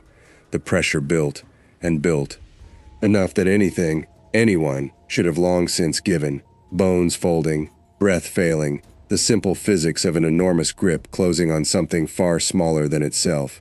Nothing gave. Saitama exhaled, mildly, the way a man might exhale while getting a slightly too firm handshake. "Okay, that's actually kind of uncomfortable," he said, "but it's not really doing much else." The grip loosened, not out of mercy, out of the same confused recalibration Michael's mask had shown days earlier, except scaled up to something ancient and vast, trying to process, in whatever way it processed anything, the fact that its full strength had simply failed to register as a threat at all. The presence in the air shifted again, the pressure easing back from insistence into something closer to genuine bewilderment, and for the first time in longer than any recorded history the Greaves cult kept, the great sleeper of that nameless lake did something it had apparently never once needed to do in all its long, patient existence. It hesitated. The hesitation lasted only a few seconds, but to the 5 people standing at the shoreline, it felt like the longest silence any of them had ever lived through. The enormous shape frozen mid-motion, water still sheeting off its indistinct limb where it had held and released Saitama, the pressure in the air neither escalating nor retreating, just hanging, suspended, while something ancient tried to work out what to do with an answer its entire framework hadn't accounted for. "It's thinking," Dana whispered, disbelieving. "It's actually thinking about what to do. Guess even really old scary lake monsters get stumped sometimes," Saitama said, rolling his shoulder where the grip had held him, mildly, the way you'd shake out a hand after a firm handshake, rather than the aftermath of near-fatal crushing pressure. The Greaves woman, still on her knees but recovering some measure of composure, looked up at the great shape with an expression caught somewhere between terror and something that might, in a longer-lived person, have resembled awe. "This has never happened," she said. "Not in any record. The old texts describe it testing, cataloging, occasionally destroying things that displeased it in ways too old and cruel to say out loud, but never hesitating, never once stopping to think about what to do next." The great shape shifted again, not attacking, not retreating either, but drawing back slightly into the black water, its enormous outline growing indistinct at the edges as it settled lower, the pressure in the air easing from insistent question into something quieter, more contemplative, the way a held breath finally, slowly releases. Then, without violence, without the crushing finality anyone had braced for, the vast shape sank back beneath the surface, the ripples it left behind spreading out toward shore and lapping gently against the black rock in a rhythm that, after everything, felt almost anticlimactic. The pressure in the air lifted entirely. Sound returned. Birds, distant and tentative, testing whether it was safe yet to be a bird again in these woods. Ortiz let out a breath he'd clearly been holding since the shape first breached the surface. Ellie sat down hard on the rock, legs finally giving out now that there was nothing left demanding they hold. "It's gone," Dana said, staring at the now still water. "Just gone. Back down. For now," the Greaves woman said, rising slowly, robes soaked through at the knees. "I don't think this is over. I think," she looked at Saitama with something new in her expression, something that hadn't been there before, closer to genuine uncertainty than the calm authority she'd carried at their first meeting. "I think it's going to need time to decide what you actually are. Because for the first time in longer than anyone alive can measure, its usual answers don't apply. And things that old don't like not having answers." Saitama picked his cabbage bag back up, checking the contents with quiet satisfaction, still intact, miraculously, despite everything, and looked out at the flat, still water where the sleeper had disappeared. "Guess I'll be around when it figures it out then," he said. "Not much else I can really do about it." They made camp a safe distance back from the shoreline that night, none of them quite willing to sleep any closer to that water than necessary, and the mood around the fire was different than any of the nights before it. Not the raw survival adrenaline of the Jason encounter, not the simmering dread of Michael's absence. Something quieter. "Heavier. You understand what just happened, right?" Dana said, staring into the flames. "That thing has kept the balance of this entire region intact for longer than recorded history.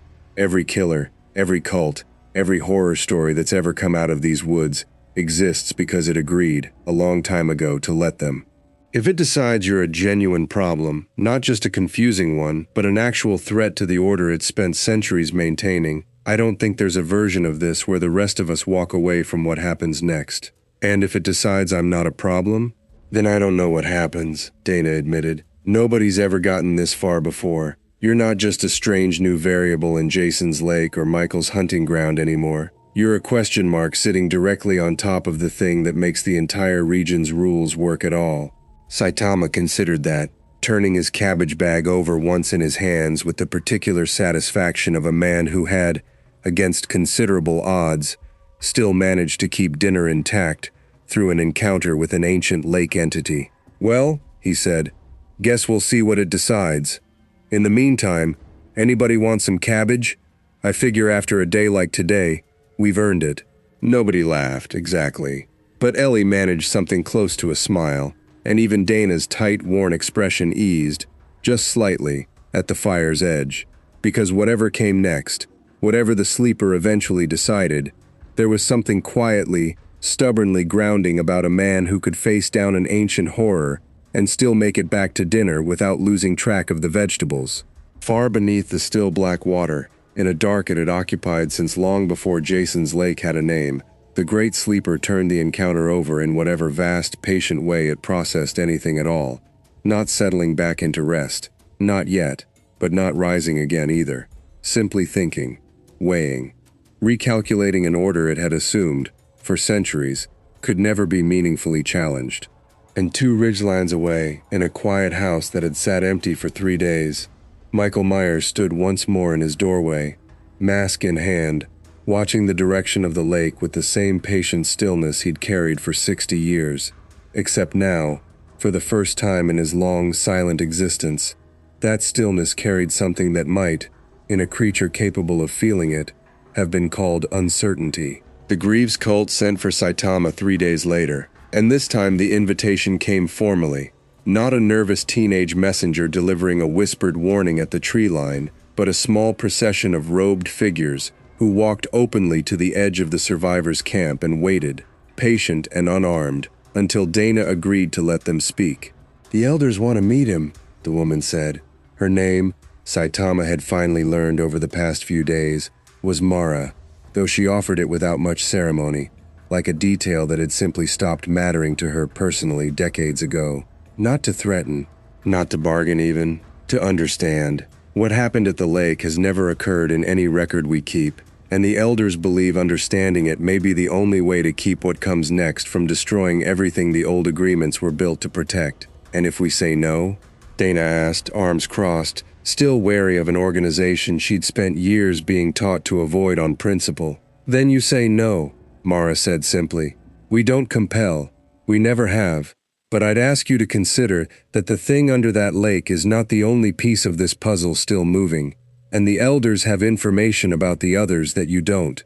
That got Dana's attention, and Ortiz's, and even Ellie looked up from where she'd been quietly rewrapping barbed wire around her bat with the focused repetition that had become her habit over the past 2 weeks. What others? Dana said. Jason has not returned to full aggression since his defeat, Mara said. That alone is unusual. He doesn't simply stop, doesn't simply sit with a loss the way a thinking creature might. But something's changed in his pattern these last few days. He's been seen at the edge of his territory more than at its center, closer to the ridge than he's ventured in years. We believe he's watching, waiting, possibly gathering something we don't yet understand. And Michael?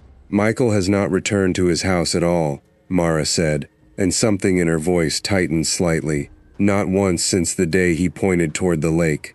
He's been sighted twice, once near the quarry's edge, once at the old drive-in on the Haddonfield perimeter, each time standing still, each time simply watching in the general direction of your camp, and each time gone again before anyone could get close enough to understand what he wanted.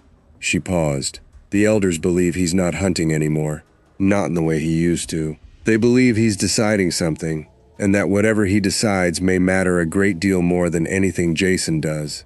Saitama, who'd been sitting nearby working through a genuinely impressive pile of cabbage that Dana had, against her better judgment, allowed him to cook the previous night, looked up with mild interest. Deciding what? Whether you're the thing that finally proves the old agreements were always fragile, Mara said, or whether you're something worth aligning with instead of against. We don't know which way he's leaning. Nobody's ever seen him weigh a decision like this before, because nobody's ever given him a reason to. The Elder's compound looked, in daylight, less like the ominous quarry-side gathering place Saitama had glimpsed on his first visit, and more like an old, tired settlement that had simply survived past the point anyone expected it to. Weathered cinder block, tents patched more times than their original fabric could account for, robed figures going about tasks, cooking, mending, tending small garden plots wedged into gaps between the stone, with the unremarkable rhythm of any small, isolated community. The hooded elder who'd spoken at the earlier gathering met them personally this time, waiting at the compound's center on a low stone seat that had clearly served this exact purpose for generations before him. "You've done something none of us anticipated," the elder said, without preamble, voice like stone grinding stone. "For 60 years the boundaries held because every horror in this region understood, on some instinctual level, that the fear they fed on, and the order that fear maintained were the same thing. You've shown all of them, Jason, the shape, even the sleeper itself, that the order was never as absolute as they believed. That is not a small thing to have done, stranger. Whether it proves to be a mercy or a catastrophe, we genuinely do not yet know." "I didn't really do it on purpose," Saitama said. "I was just trying to buy cabbage. Intent rarely matters to consequence," the elder said, not unkindly. "The question now isn't what you meant to do. It's what happens next. Because for the first time in longer than any of us have kept records, the pieces of this region are no longer moving in the patterns we understand. Jason gathers at his territory's edge. The shape wanders without hunting. The sleeper wakes and hesitates rather than acts. And further out," he paused, and something in the pause felt heavier than anything said before it. "Further out, word has reached us of movement in places that have been still even longer than the lake. Other dominions. Other old, patient things that have never once needed to think about whether their arrangement with fear still held, because nothing had ever given them reason to question it."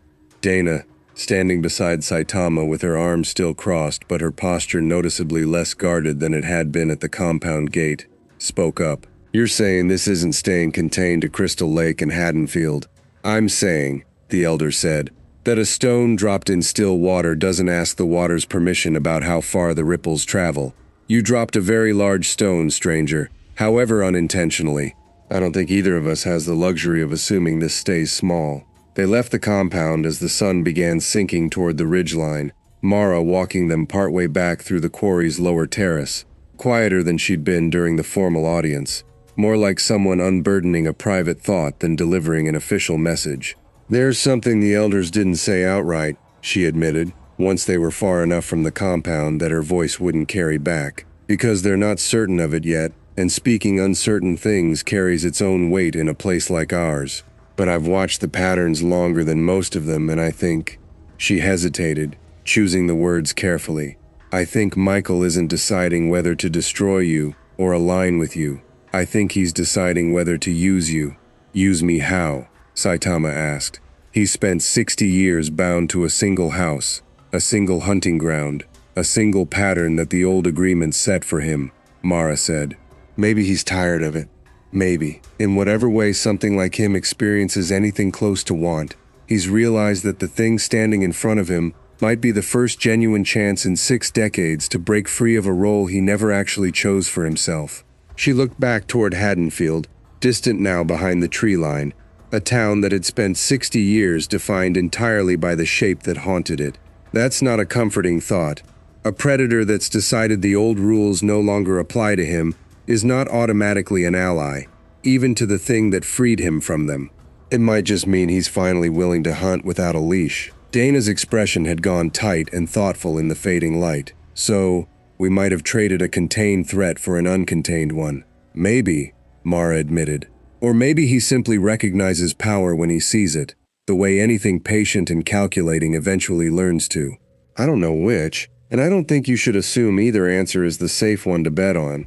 They reached the camp as full dark settled over the tree line, and found Ortiz waiting at the perimeter with an expression that told Dana, before he'd said a single word, that something had happened while they were away. "Jason's back," Ortiz said. "Not attacking, just standing at the tree line, same as Michael did before. Been there almost an hour. And he's not alone." Dana's hand went to her flare gun. "Who's with him?" "Nobody I recognize," Ortiz said. "Some kind of, I don't even know how to describe it. Tall, thin, wears a burlap sack over its head with stitching where a face should be.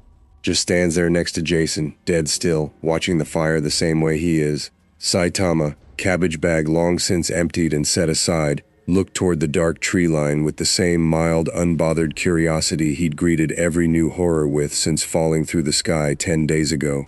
"Guess," he said, "we've got some new friends."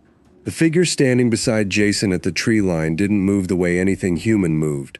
It stood too still for too long, then shifted all at once with a jerky marionette quality that made Ellie take an involuntary step back the moment she saw it clearly in the firelight. "That's not from around here," Ortiz said, crossbow raised but hands unsteady in a way Saitama hadn't seen from him before, not even facing Jason directly. "I've heard stories, travelers mostly, coming up from further south, talking about something that wears burlap and stitching, something that doesn't hunt so much as it harvests. Never believed it was real, never wanted to."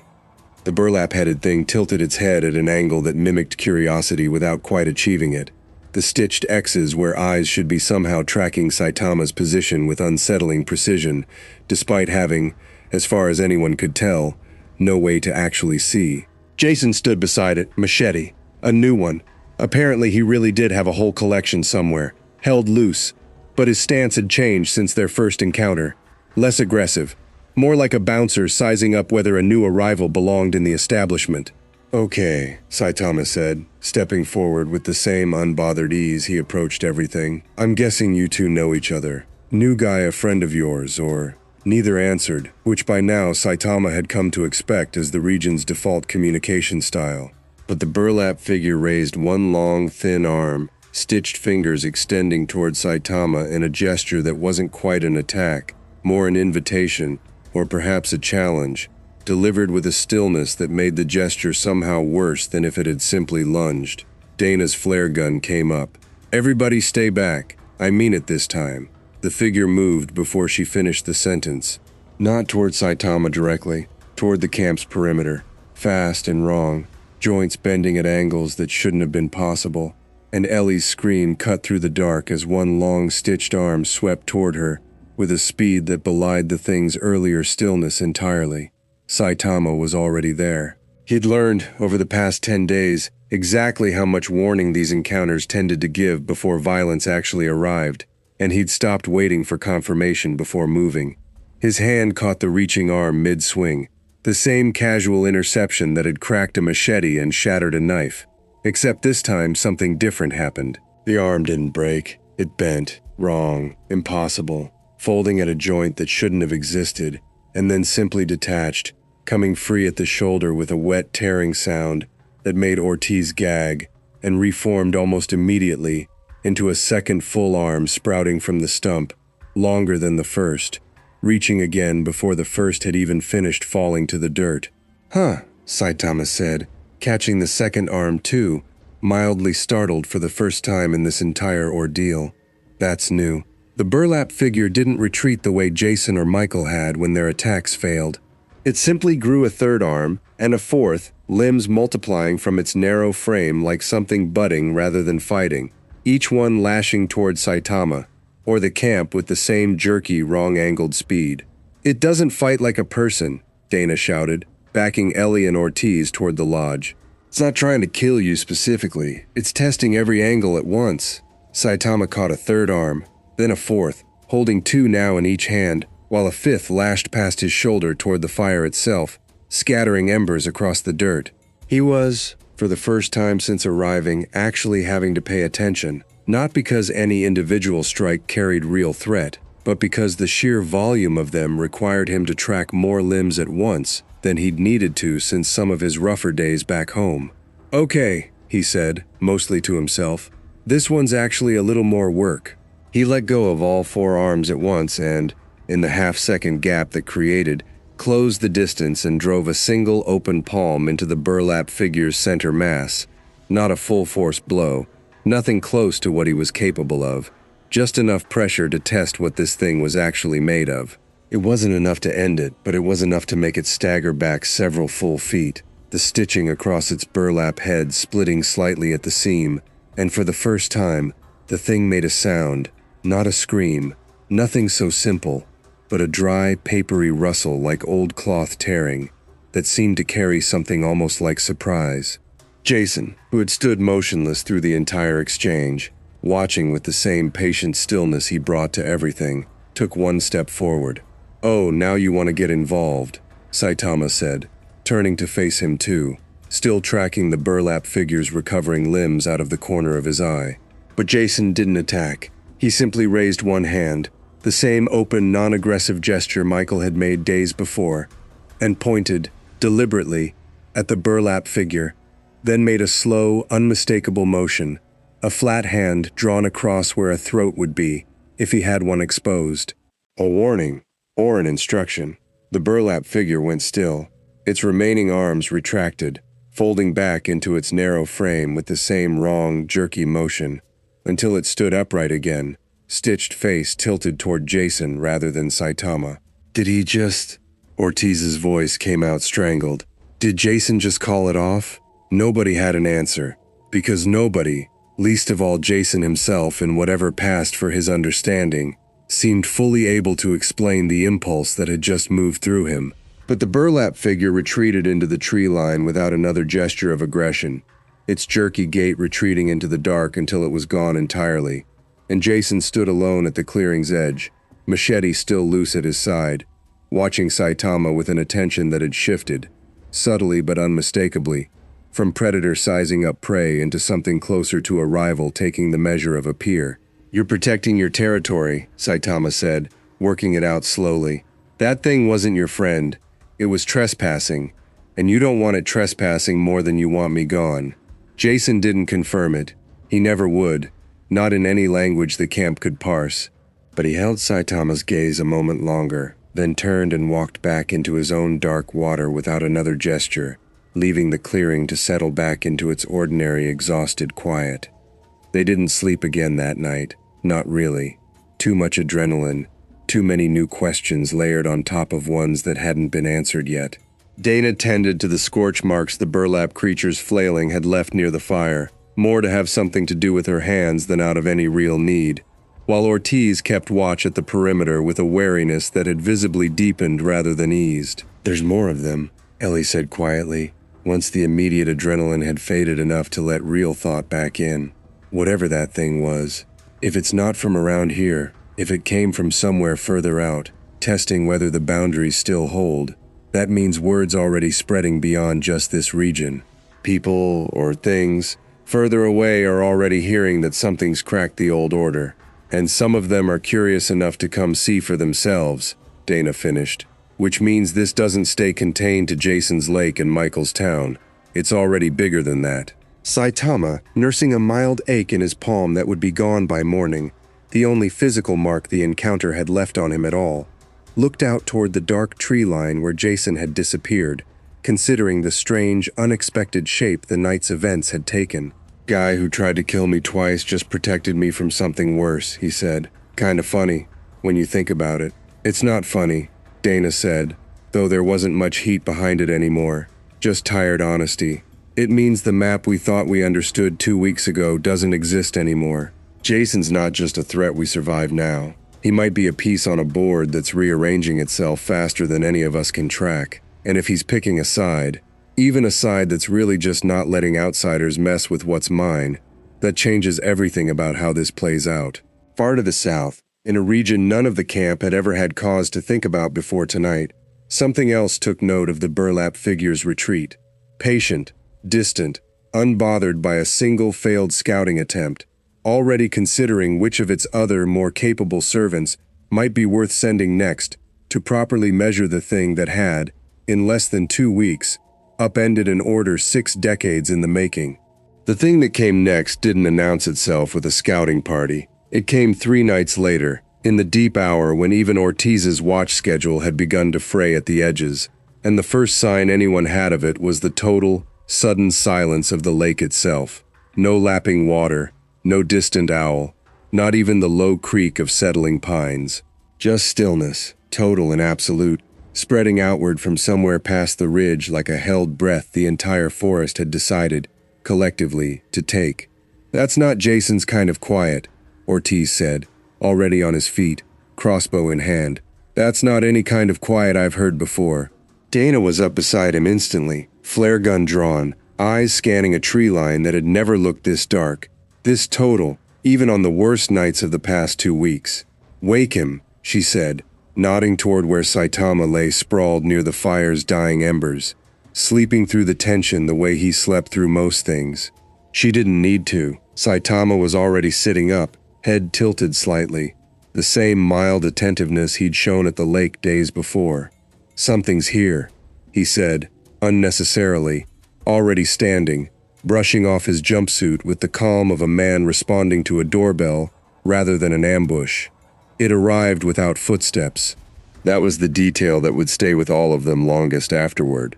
No branches breaking, no weight pressed into soil, just a shape resolving out of the dark at the clearing's edge, like a photograph slowly developing, tall and thin and dressed in something that might once have been formal wear, centuries out of fashion, hanging loose on a frame that seemed built from angles rather than bone. Its face, where the firelight finally reached it, was smooth and utterly blank, no features at all, not even the suggestion of where features should sit, just pale, unbroken skin stretched taut over a shape that was unmistakably a head and unmistakably wrong. "I don't know this one," Ellie whispered, backing toward the lodge wall, bat raised. "I don't know this one at all." "None of us do," Dana said. "That's the point. It's not from here." The figure didn't move for a long moment, simply stood at the tree line the way Jason had, the way Michael had, cataloging, except this cataloging felt different, older, more thorough than either killer's had, like something reading not just Saitama's stance and balance, but the entire shape of the situation itself, weighing options with a patience that made even Michael's calculating stillness feel almost impulsive by comparison. Then, for the first time in this entire ordeal, one of the region's horrors spoke. Its voice didn't come from a mouth, there wasn't one to speak from, but arrived instead directly in the mind of everyone present, smooth and layered and utterly without warmth, the auditory equivalent of the pressure the sleeper had exerted days before, except focused now, directed, unmistakably a communication rather than a mere presence. "You are the one the water spared. Guess word travels fast," Saitama said, unbothered, though even he found himself paying closer attention than usual. This thing hadn't attacked yet, and something about the specific, deliberate way it had chosen to speak instead suggested it wasn't planning to lead with violence at all. "I did not come to test you as the others did," the voice continued, cool and precise. "I came because I was sent, by something that does not send its attention lightly, to determine whether you are an aberration to be corrected, or a variable worth understanding before any corrections are attempted. And which one are you leaning toward? I have not yet decided," it said, which is, in itself, unusual. I do not typically require more than a glance to reach my conclusions.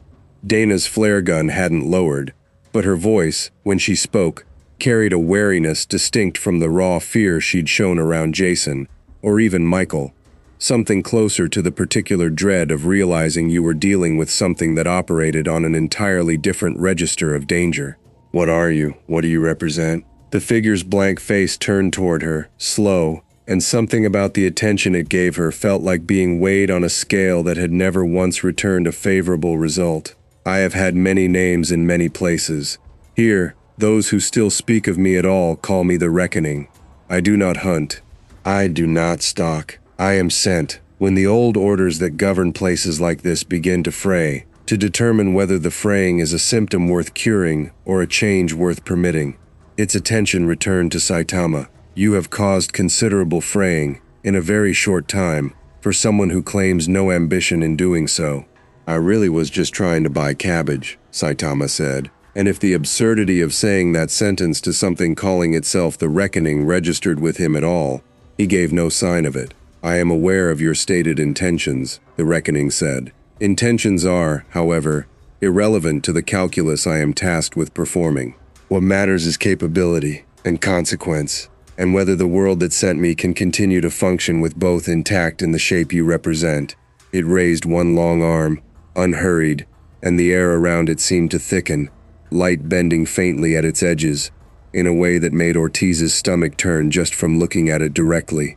"So this is the part where you test me," Saitama said, settling into the same loose, unbothered stance he'd used against Jason, against Michael, against the ancient thing beneath the lake.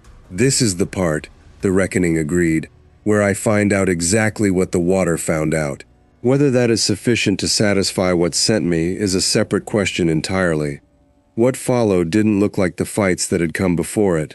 There was no machete, no knife, no flailing multiplication of limbs.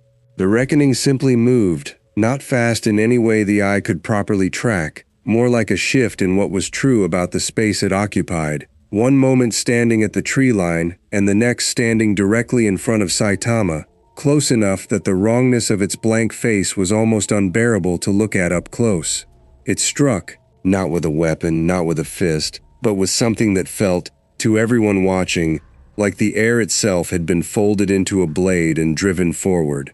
A strike that should have, by any account any of them understood, torn something as fragile as flesh into component parts without any need for physical contact at all. Saitama tilted his head, the same 2 inches he'd used to dodge Jason's machete on the first night, except this time the strike wasn't aimed at his throat. It hit, dead center, into the empty air his throat had occupied a half-second before, and the pine tree 40 feet behind him simply ceased to exist above the trunk's midpoint, sheared clean through by a force that had passed harmlessly through open air and found only wood willing to answer for it. "Whoa," Saitama said, glancing back at the ruined tree with something closer to genuine appreciation than alarm. "Okay, that one's actually kind of impressive." The Reckoning went still again, processing.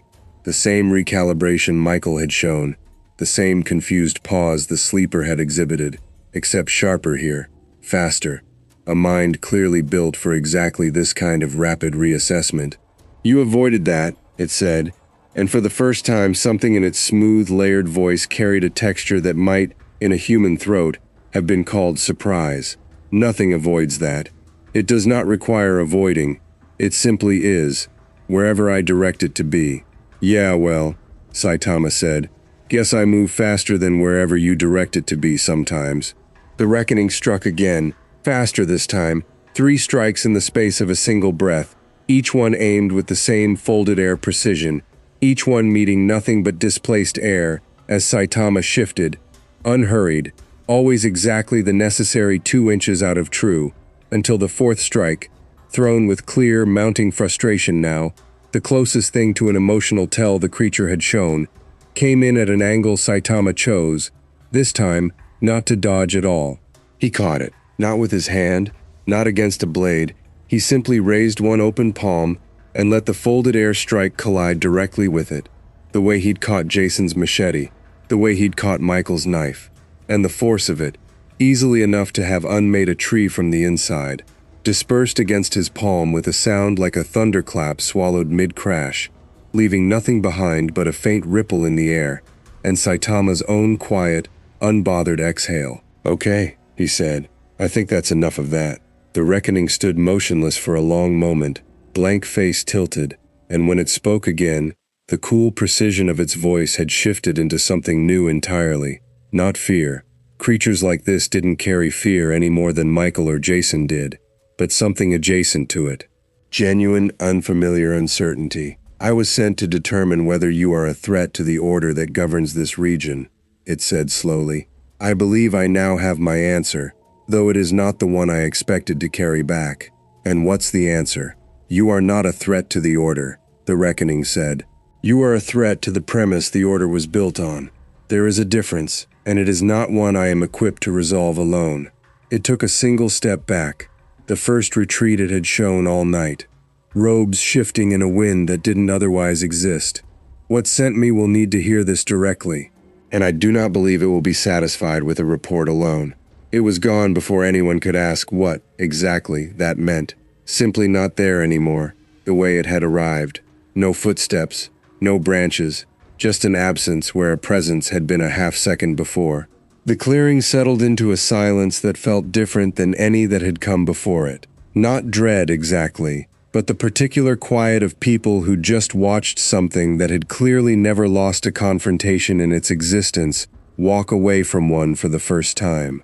"What sent it?" Dana said slowly, looking toward the dark tree line where the reckoning had vanished. "Isn't going to be satisfied with a report." That's what it said.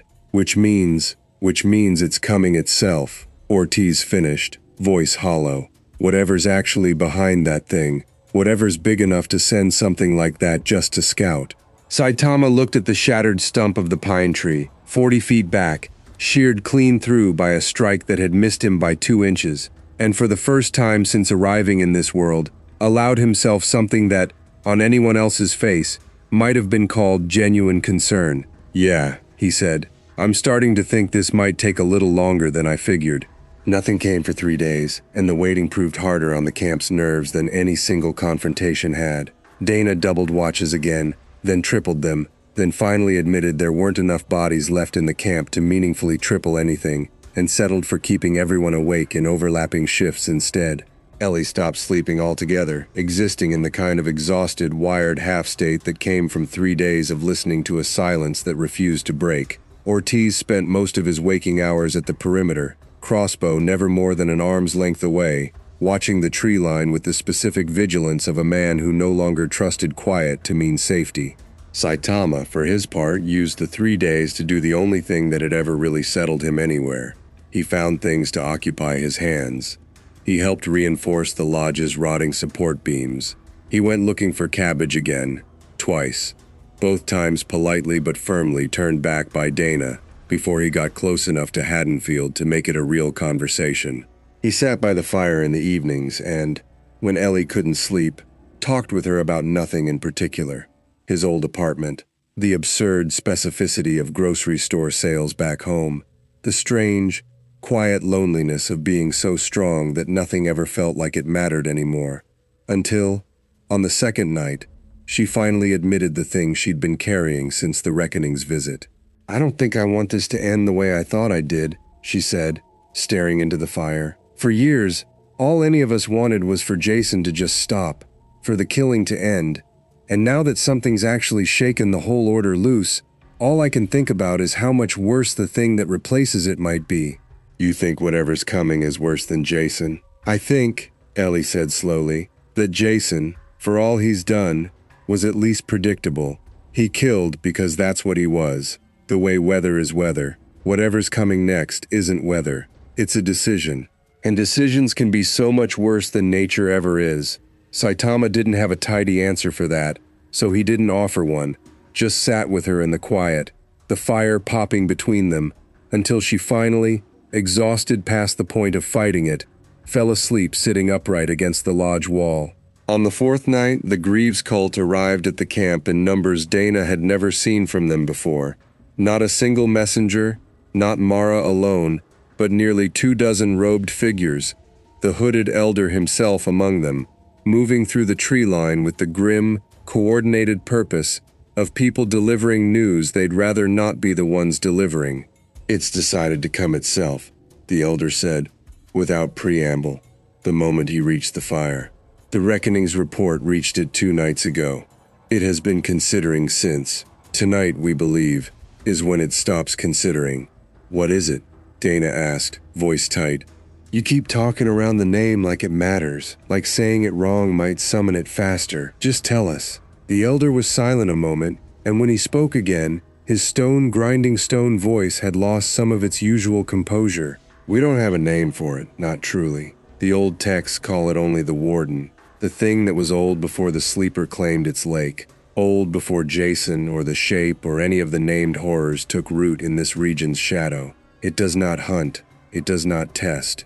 It exists to ensure the boundaries between what this world permits and what it does not remain intact, and for 6 decades it has had no reason to involve itself directly in anything, because the boundaries held on their own." He looked toward Saitama, and something in his ancient, weathered face carried genuine, unguarded worry for the first time. "They no longer hold, and the Warden does not send scouts to fix that kind of problem. It comes itself. Mara, standing near the elder's side, added quietly, "We came to warn you, and to offer what help we can, though I won't pretend it amounts to much against something like this. But we also came because the elders believe, whatever happens tonight, the outcome will define this region for the rest of its existence. We didn't want to simply hide in the quarry and wait to hear how it ended." Dana looked around at her small, exhausted camp.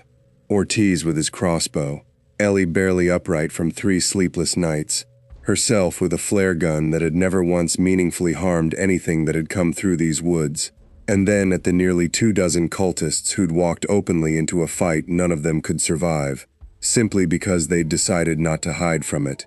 "Thank you," she said, and meant it more than she expected to. The warden arrived without any of the theater the region's other horrors had brought with them.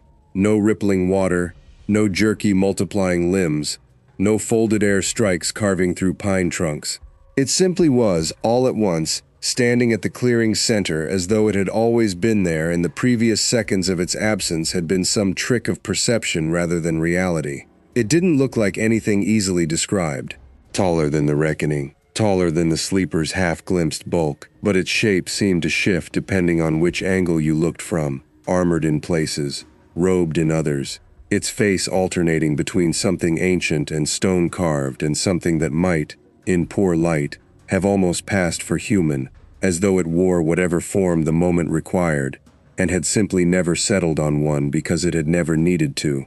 "Stranger," it said, and its voice carried none of the reckoning's cool precision. Instead, something heavier, older, weighted with the specific gravity of an authority that had genuinely never been meaningfully challenged in longer than any record could measure. "You have unmade 60 years of careful equilibrium, in less time than most of the creatures bound by it require to finish a single hunt."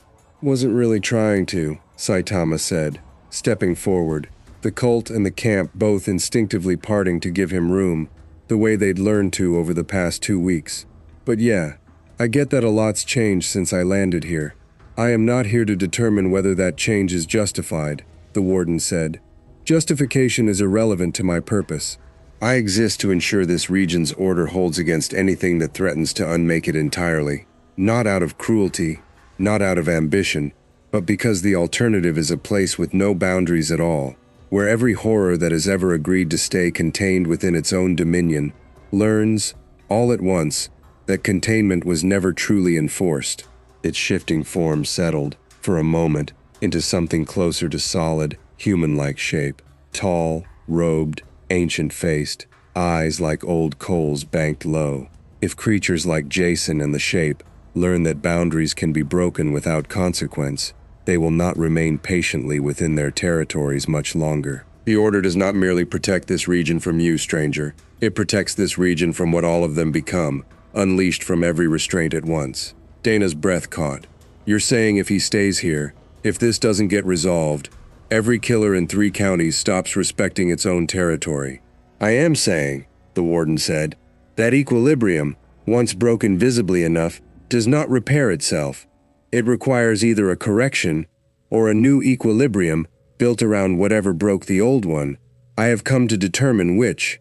Saitama rolled his shoulders, settling into the loose, unbothered stance that had, by now, become as familiar to everyone watching as his flat expression and his ongoing, unkillable love of cabbage. "So this is the actual fight, huh? The one everybody's been building up to since I fell through that hole in the sky." "It may be," the warden agreed, "or it may be a conversation, if you prove capable of having one honestly. I have not yet decided which approach the situation warrants. That, stranger, is entirely up to what you show me next." The tension in the clearing had a different quality than any that had come before it. Not the raw adrenaline of Jason's machete or the folded air precision of the reckoning's strikes, but something closer to a held breath spread across 24 cultists, 3 exhausted survivors, and 1 calm, unbothered man in a yellow jumpsuit, all waiting to see whether the region's oldest authority intended to fight or to talk. "For what it's worth," Saitama said, breaking the silence first, in the same easy conversational tone he'd used on every horror he'd faced since arriving, "I really am just trying to find my way home. I didn't come here looking to break anybody's rules. I just don't really know how to be weaker than I am, even when it'd probably make things easier for everyone else around me." The warden studied him for a long moment, longer than the reckoning had, longer than Michael's calculating stillness, longer than the sleeper's ancient, bewildered pause beneath the black water. "That," it said finally, "is, in 6 decades of maintaining this region's order, the first honest answer any threat to it has ever offered me, without prompting." Something in the air shifted. Not violence building, but a kind of careful, deliberate recalibration. The warden's shifting form settling further into its ancient, human-like shape. Cole's bright eyes fixed on Saitama, with an attention that had moved, subtly, from judgment towards something closer to genuine consideration. "Perhaps," it said slowly, "this does not need to be decided with force at all." The warden's words hung in the clearing for a long moment before it continued, its shifting form settling further into stillness, coal-bright eyes never leaving Saitama. "Every equilibrium I have maintained in this region was built on a single premise," it said. "That fear is the currency by which order is kept, that creatures like Jason, like the shape, like the thing beneath the lake, remain within their bounds because breaking them costs something neither they nor the world around them can afford. You have shown me, in less than 2 weeks, that this premise has a hole in it large enough to walk through. That is not a small thing, but a hole is not the same as a collapse, provided something fills it." "What do you mean, fills it?" Dana asked, stepping half a pace forward despite every instinct in her clearly screaming otherwise. "I mean," the warden said, "that order does not require fear specifically. It requires consequence, a boundary that is respected because crossing it costs something real. Fear was simply the mechanism this region built for itself, because every creature bound within it, including myself in whatever way I can be called bound, understood no other language." Its gaze shifted briefly toward the dark tree line in the direction of Jason's lake, then toward Haddonfield, then out past the ridge toward the sleeper's still black water. "You have shown each of them something they had no framework for, a thing fear cannot touch. That consequence alone cannot move. If I destroy you to restore the old premise, I remove the problem, but I teach nothing. The next stranger who falls through a hole in the sky learns nothing from your absence. The equilibrium remains exactly as fragile as it was the day you arrived, just quieter about it. And if you don't destroy him?" Ortiz asked, voice tight but steady, crossbow finally lowered to his side. "Then I ask him a question instead," the warden said, turning fully back to Saitama. "And his answer will matter more than anything I could do to him by force, because I have already seen that force accomplishes nothing here." Saitama, hands in his pockets, met that ancient gaze without flinching, not out of defiance, simply out of the same unbothered honesty he'd carried through every encounter since the sky first folded over a discount grocer's parking lot. "Go ahead. If I let this region's order bend around your existence instead of breaking against it, if Jason, the shape, the sleeper, all of it, learn to route around you rather than through you, what do you intend to do with that? You are the first thing in 6 decades this order cannot contain. What kind of thing do you intend to be, now that containment is no longer possible?" The clearing held its breath. Dana, Ortiz, Ellie, the 24 cultists, even the old elder, all of them waiting on an answer to a question that would, in one direction or another, decide whether the region's balance held, or finally, fully came apart.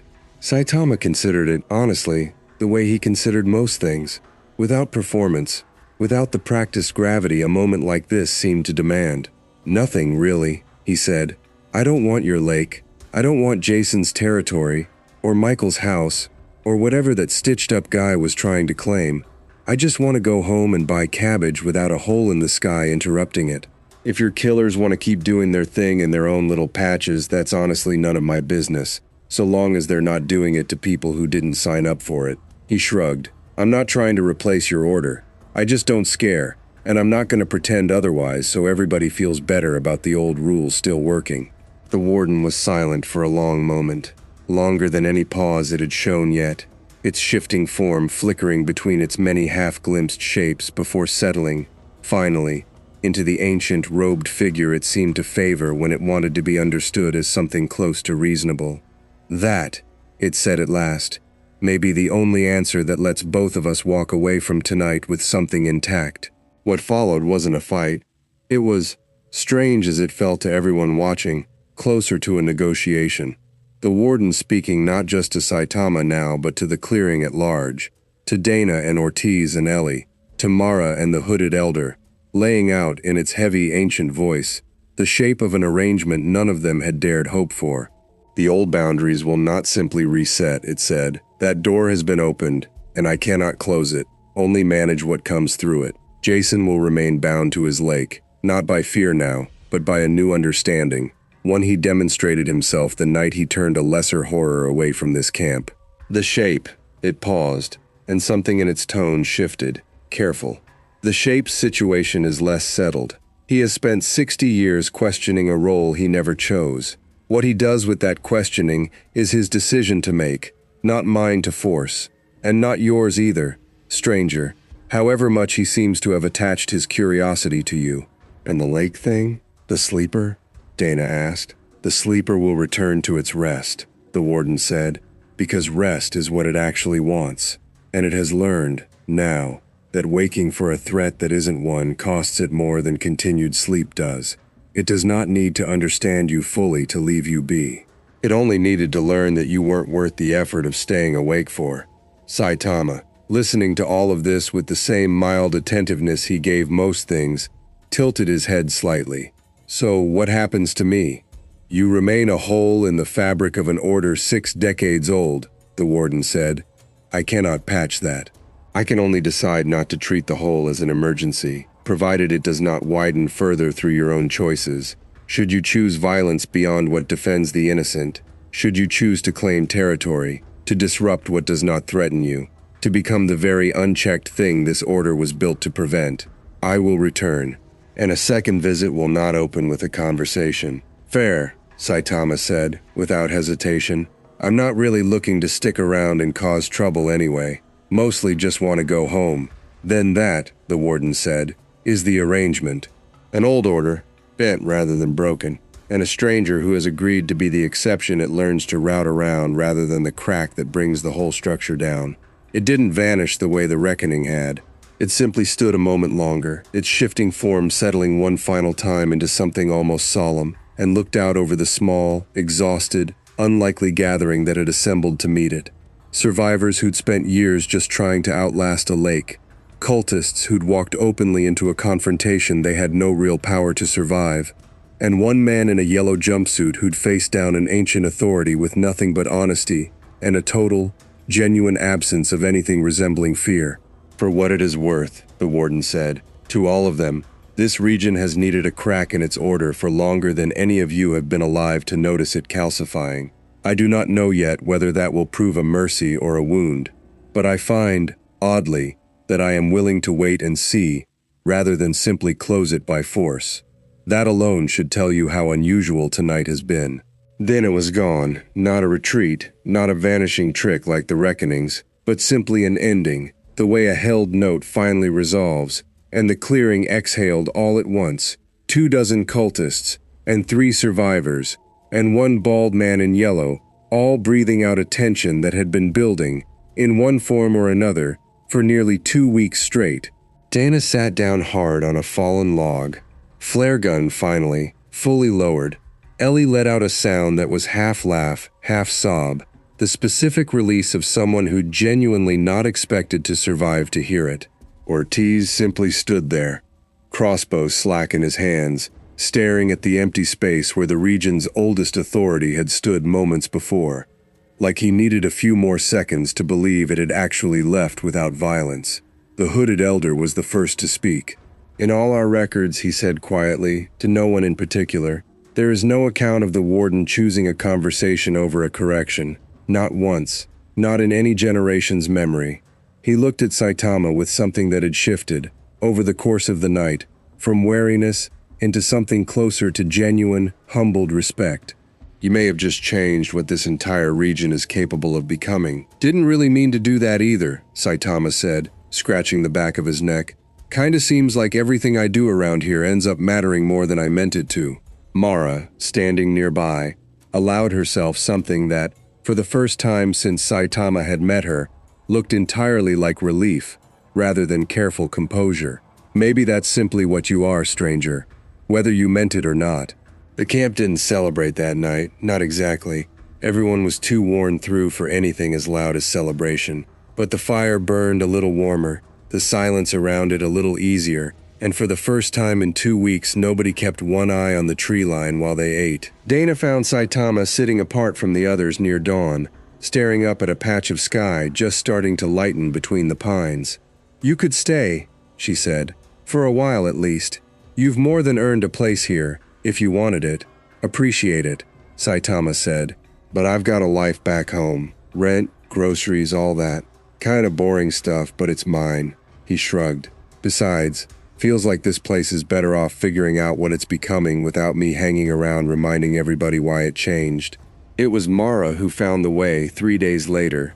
The same fold in the sky that had dropped him here, she said, tended to leave a residue the old text could sometimes trace and coax back open, if the one who'd fallen through it truly wanted to go home badly enough. It took 2 more days of quiet ritual at the quarry's edge, the elders working with a care that looked, for once, less like worship and more like simple gratitude repaid. The fold opened the way it had closed, without ceremony, a seam of sick green light widening in a clearing at the edge of Crystal Lake's tree line. Saitama looked back once. Dana, arms crossed, something almost like a smile aloud at the corner of her mouth. Ortiz, nodding once, the closest he'd get to a goodbye. Ellie, who'd stopped flinching at shadows somewhere around the 4th day, waving with both hands like she meant it. Even, at the far tree line, unmoving and unreadable as ever, a tall, pale-masked shape that had simply come to watch him go. "Take care of each other," Saitama said, "and tell the machete guy I said bye too." Then he stepped through, and the fold sealed behind him, and Crystal Lake settled, not into the fear it had known for 60 years, but into something new, unproven, and, for the first time in longer than anyone there could remember, genuinely its own to decide. Somewhere, a grocery store was still running that cabbage sale. Probably.